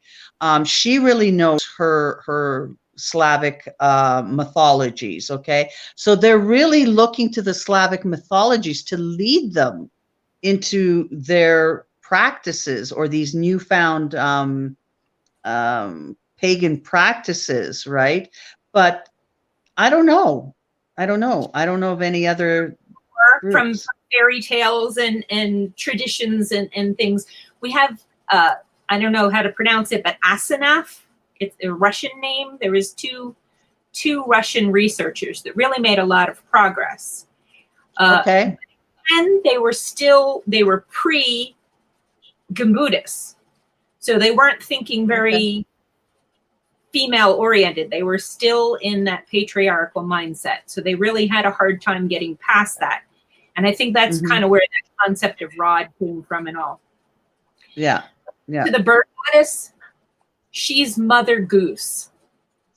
And the pagan priests were in the towns, and the towns got taken over by the Christianity. The pagan priests were kicked out, and they became these traveling minstrels and performers, the ones with the dancing bears, because the bears were sacred and would do healing rituals. And they would come back to the towns, and they would lead the festivals that had to get done, because otherwise the harvest is, you know, the natural things aren't going to happen. So all of their things got hidden in tales, got hidden in the fairy tales that we now have. So that's one of my other books, is called The Prince with the Golden Hand. And it's a fairy tale, and it's designed for a young reader, but it's got a lot of information in there for adults, because it's a Baba telling her grandchildren this fairy tale. When the little brother goes to sleep, she tells the real story behind the fairy tale to her granddaughter. Okay. It's teaching about what those things are that they hid in that. And I had someone commented on our Facebook group where he's like, "Oh, all of this really shaped my childhood, but I didn't realize." Shaped my childhood, really shaped my viewpoint, but I didn't realize that this was actually the pagan teachings. But it still influenced how he thought. And you know, the other thing that you hit upon there is the way we practice our traditions is the festivals. So when you talk about practicing, we still honor our traditional festivals. Like right now, Dojinki, we're going into the fall festival. And then when we go into the winter festival, then there's the whole concept of, what do they call it?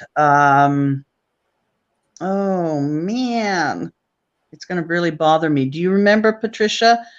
The singing where they'd go and they sing from song to song, from house to house, and it was singing Christmas carols, but they weren't, before Christianity, they did this, and it was a way of celebrating light. Again, you know, being able to share food, right? And this sharing of food, the sharing of the light is coming. It was more of a light festival. So the practices it was the new year, and the new year was celebrated in the spring, but then it got painted in the winter time. So they had to sort of adapt. They translated it. But it was the whole idea of festivals, and the practices are in the actual traditional festivals that happen during the year. So like winter was celebrated, spring was celebrated, right? Fall was celebrated. And it was through the actual traditional, you know, observances of how to bury your dead, how they were birthed, how they were named. So yeah, to answer your question, Jean-Jerome, there really isn't anything other than this is continually a tradition. What you're looking at, the reconstruction type groups, we have Rodnovori, but there are some groups that have never stopped, if that answers your question, if you know what I mean. Staroverti, which basically means old believer. And that was the one fellow I connected with there. He comes from a family that was hereditary old believers, and they passed these things down. The ancient. Well, the Szeptuchy, right? The Szeptuchy witches, the Polish witches, right? Which were your old cunning women, right? And they combined a lot of they took Christianity into their own ways and belief systems, and it was how they practiced their healings. Yes. But they also had divination systems of poles. They used your basic, wax dripping into water. I think there was even mercury into water. There was other forms of scrying. Yes. Lead. Okay. Bean divination is a big. But there were other forms of divinatory tools that they used, right? So, yeah, I don't really see that there was, that now the practices, what you're looking for, Jean Jerome, if there's any sort of classical practices other than the observances that are on an individual basis during festivals and the families and how they observe them, right? Unfortunately, they're greatly influenced by the Christian faith, right? But if you look a little bit deeper, there's stories underneath them. Right. And I think that gives me an advantage in when I'm going into the culture, things that they take for granted stand out like a neon sign for me. So when I went over to Poland and I'm seeing next to the altar that there's a pine branch in a bucket of water that they use to asperge people with, I'm like, that's pagan, whereas it wouldn't occur. And so I started talking to I had a guide there who was also Lemko. She spoke Lemko and Polish and Russian and English. And I'm like, well, tell me some of your magical kind of beliefs. And she's like, I don't know. So I'm like, I started telling her things. And that was like, she's like, oh, because I said the red embroidery. The red is the color of life. The symbols on the blouse, it protects the torso. It protects, it forms a line across here. It gives you strength on your arms.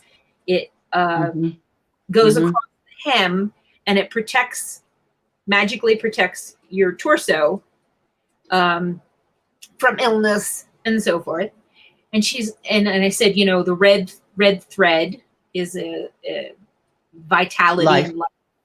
And she says, oh, that's why we always tie a red thread onto the baby's wrist when they're born. I'm like, yeah, that's the thing I'm looking for. Many other cultures, it's for the evil eye as well. And with every culture, the red thing is not so much like it's to ward off any evil eye. Seeing that child, that is the main reason across almost every culture, whether from Africa, Europe, Italy, everywhere. The red is not for it's basically because the evil eye, malocchio, is to say in Italian, ojuburuku, is something that is said that if a woman or man, but primarily if a woman sees a child recently born with bad eyes, the child can die prematurely. Yes. But we're just saying the color red and its significance in the Slavic culture. No, I agree. But when you tie it to the wrist of a child, in 99.9% of the child at the time, is to ward off evil eye, magic, and all that. 99.9% of the time.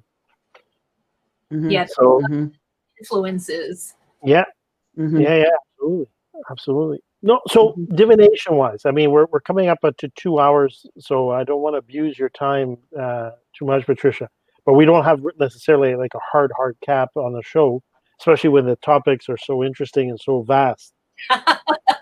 But in terms of divination, I mean, if we look at many of the indigenous belief systems and everything else, shamanic, especially, if we look at Ifa, if we look at Vodun, if we look at Inkisi, if we look at the Tuva, if we look at the Sangoma, we look at all of these, one of the things that basically allows them to maintain a certain independence and break the shackles of dogmatic belief systems or other people's opinions or other people's faith is the aspect of divination, is that aspect of being able to divine, to have that direct communication with the spirit world without having to go through another intermediary or somebody else's, PR person like a priest, a Catholic Mm-hmm. priest, or Mm-hmm. imam, or rabbi, etc. In other words, you have the connection as a priest yourself.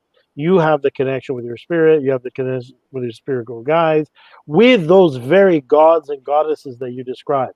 Because for us, it is, if the Orisha doesn't speak, or if we can't communicate with the Orisha is not there. Like that is one of the tests. Like when we give a power, when we consecrate an icon, what gives it life, what makes it a living, breathing, entity that has impact and influence in your life and can guide your destiny in your life, is its ability to communicate. So have you found that, what are the divination modalities that are available or that still survive, in the places you've studied and in the different groups you've studied? There's it would be two different kinds. One where you're saying that anybody can tap into the divine will, and one that would be tended to be just more trained priests and priestesses and so forth. Right. So you see it in, they talk about the priesthood. They would sleep underneath the oak tree, and the rustling of the oak leaves would tell them what they needed to know. One of the other methods was to take your magical staff and divide up the sky into sections. And then if a bird flew into such and such a section, you would have your answer, because the birds knowing these sort of things, they would the divine message. Then you had methods that were used by anybody, which is your tea leaves, or later on was the coffee grounds. They do the church coffee ground divination. Turkish, yeah, the Turkish coffee. Whatever patterns. So it's the same with the lead in the water or the beeswax in the water. That's one of them. One of the other really interesting ones I found was beans, because beans, from the Proto-Indo-European word, we can tell that beans are really connected to the spirit world.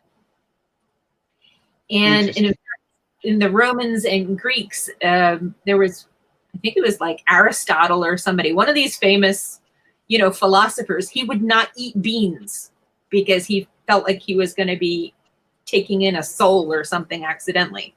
Interesting.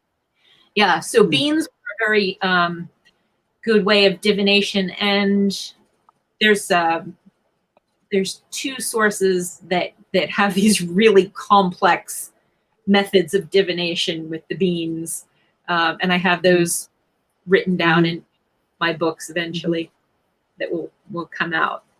But do you find a pocket, like for instance, I know, because there are probably some watching the show in Romania, for instance, you have a lot of the gypsy Romani who do divination through cards. Again, some of the same instruments or things you've defined, but to the point where there's so many of them doing it that it's become like a counter, to the point where even many cases the Orthodox or the Christian churches, Catholic churches or Orthodox churches, sort of have them, in their sites, but don't intervene, because it's become such a powerful movement in Romania, for good and bad. I mean, people, like anything else, they use things for good or bad, but at least there's a certain, difference to, yes, this exists. Yes, these are ancestral type, traditions, and they work, right? The idea of it, that it works, right? That if you speak truth, if you got it from the oak tree, the birds in the sky, the leaves, I don't care how you do it. What counts is what comes out of your mouth. Do you speak truth, or do you speak, not truth, right? Can you see in the future, or can you not see the future, right?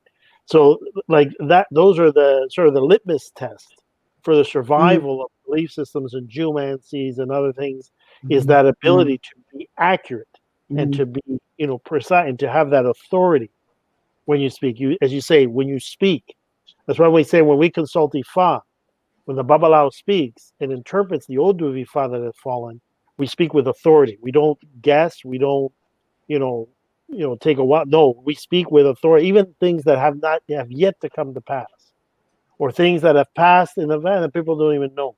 We speak with, and that has been probably the single biggest thing that keeps our belief system alive and thriving, right? Is the divinatory. Is that I'm reaching here because nothing would give me more pleasure to know that with all your research that you found that there's a resurgence of that, really, that those gifted people that can really see, they can really divine, they can really commune, they can really heal, they can really, that really invoke, not just read about, but invoke those divinities, work with those divinities, that they understand the mystic and the magical aspects and the metaphysical aspects of those divinities, right? I The think Molfars. a lot of The Molfars. Bosorka is sort of the same thing as a Molfar. The Molfar is in Yes, the Bosorkas. is in the Hutsuls, and the Borsorka would be in the Lemkos. And the So the Sheptuchid of the Belarus people, the Belarusian people. So there are the old ones. Yeah. So yeah, I see they can do the divination. They are tapping into the same thing. I see it with the herbs and people working with the herbs, and that's something that resonates with me. And I do it through dreams. That's definitely I connect the best. And that's the other aspect that Slavs have very common is through dreams. And as you know, Jean-Jerome, my mother and my mother's mother, dream interpretation, right? Yeah. So one of the best books on dream interpretation. Unfortunately, I don't speak the language, but I get the mother of my sometimes I would get the mother of my daughters to translate. The best book in terms of dream interpretation I ever found was written in Bulgarian. Oh, cool. Nice. Very, very, very well. To find someone to translate. Yes. And Teresa has my mom inherited her mom's Polish dream book, which is also very much on the money. How wonderful. And interpretation. And it's all in dream interpretation in Polish, right? So there's that aspect, right? So I don't know, Patricia, there's the old people, right? The Lemkos, the Molfars, the Sheptuche. They practice the old ways, It's almost dying off, right?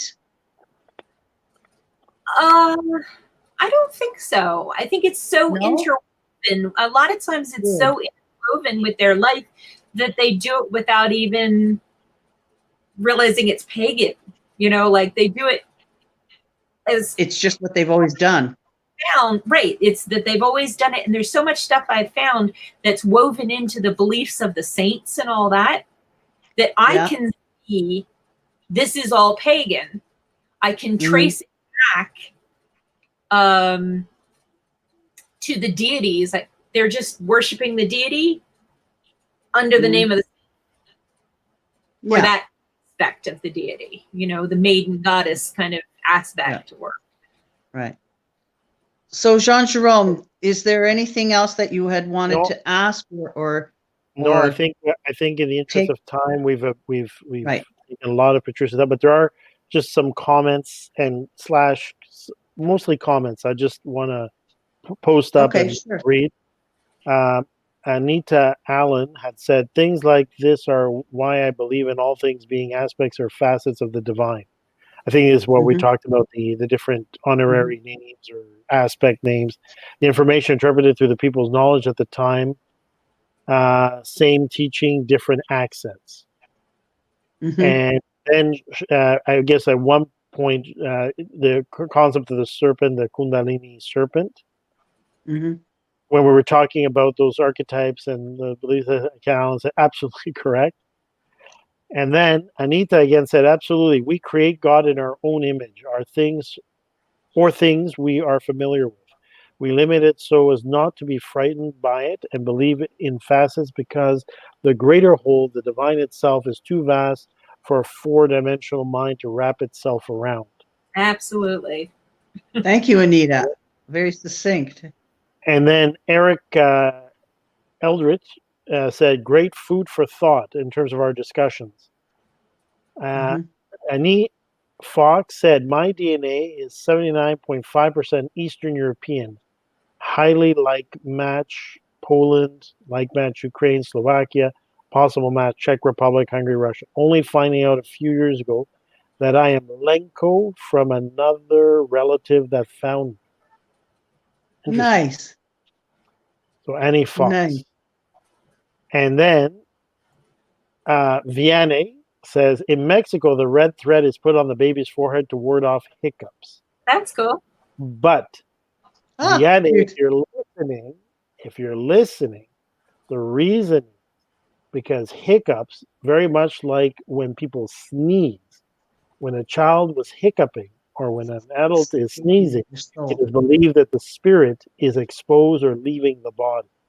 And the red thing on the forehead was to basically prevent that or some evil spirit to catch the eye and take advantage of that moment to take possession. Ask your mom, Vianney, or ask your grandparents, because that's very old in Mexico. Annie Fox, I have been searching for this for so long. Thank you so much, everyone, especially Patricia, for inviting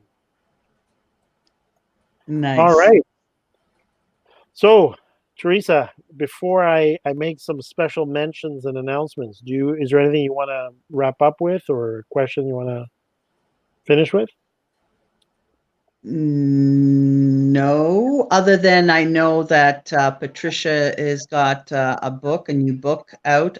Patricia's also written other books, which we will have a link to Patricia's. Do you have a website, Patricia, or? It's on author page, and that has listed all my books.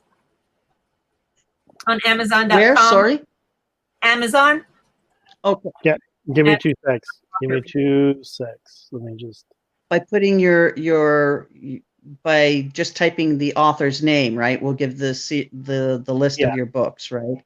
But also your Facebook page is the Roots of Slavic Magic.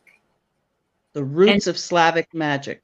Yeah, and if you ask to join, I ask 2 questions, and you got to answer both questions to get added to the page.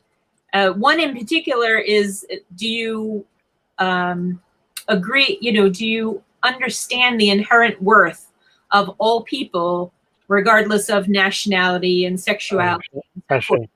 And the reason I ask that, and I ask it in that manner, is if you don't understand that, you won't actually understand the stuff that I'm teaching. It's not to be PC, it's not to be polite or anything like that. You're not going to grasp the stuff that I'm teaching on that page.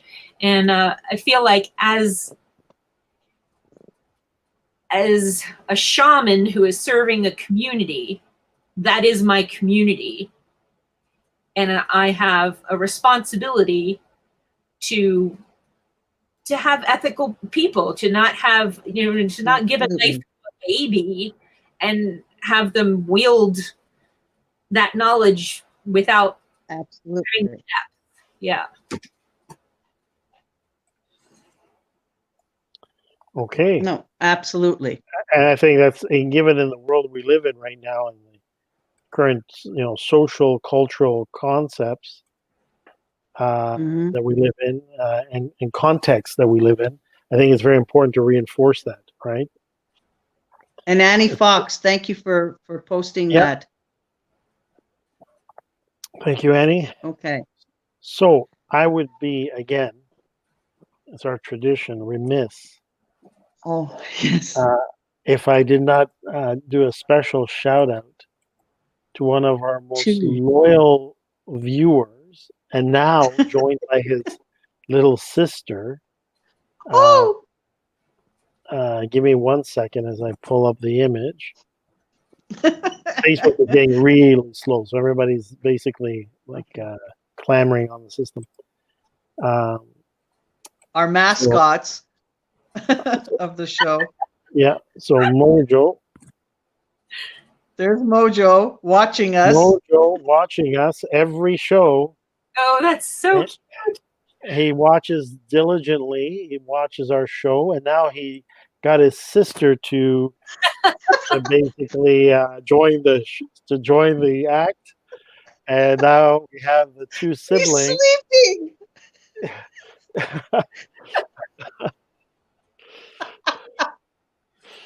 So, but Mojo is definitely, still he gets the prize for diligence. Yes, little Mojo and his sister, little Titi Leo. Oh my God, she's adorable. It's past their bedtime, but they stayed up to watch the show every time.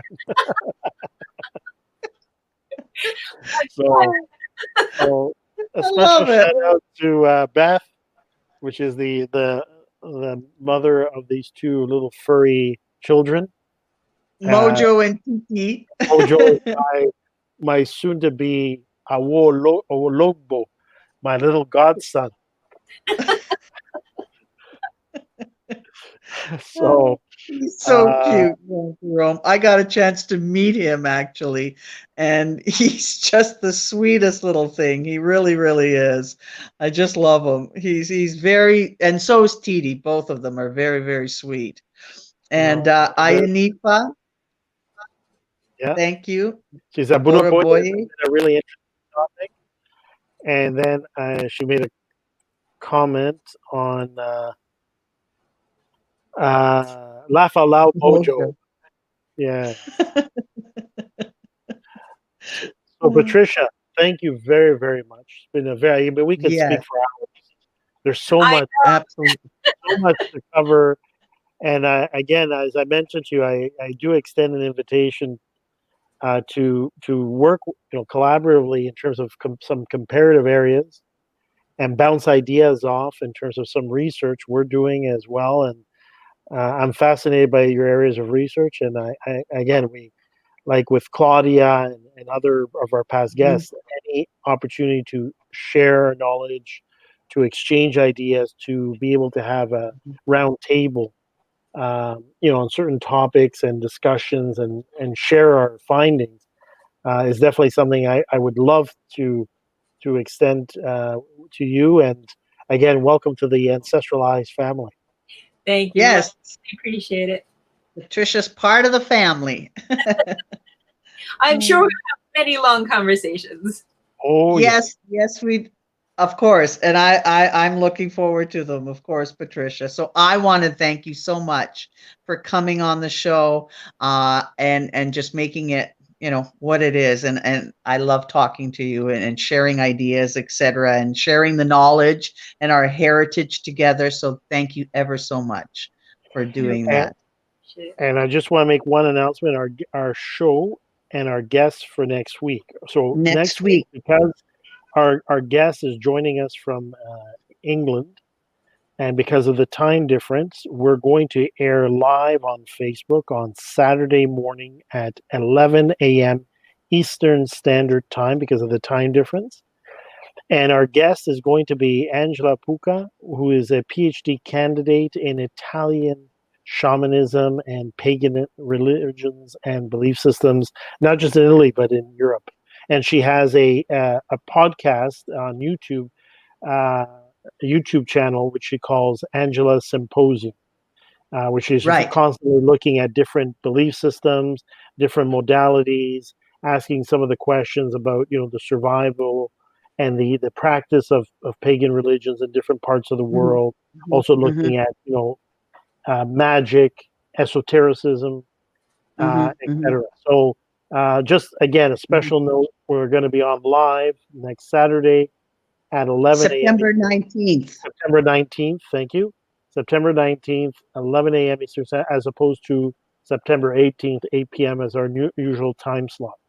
So thank you, everybody, Right. for your kind attention. And Yes. and very important, we cannot adjourn the show. A special prayer for all those who passed on September 11th. We did the show on September 11th. We would be Absolutely. remiss not to have a moment Absolutely. of Thank you, Jean acknowledgement Jerome. for the souls that perished in September 11th, for their families who survived them, for all the souls of people suffering around the world from famine, from war, from fires, as in California. Many people losing their lives Absolutely. to wildfires, And the animals and to the the animals, fauna. all the animals, the fauna, nature itself, to all those, they're victims of war, abuse, Mhm. slavery of any kind. Uh, uh, Again, abuse of by race, color, creed, gender Mhm. orientation.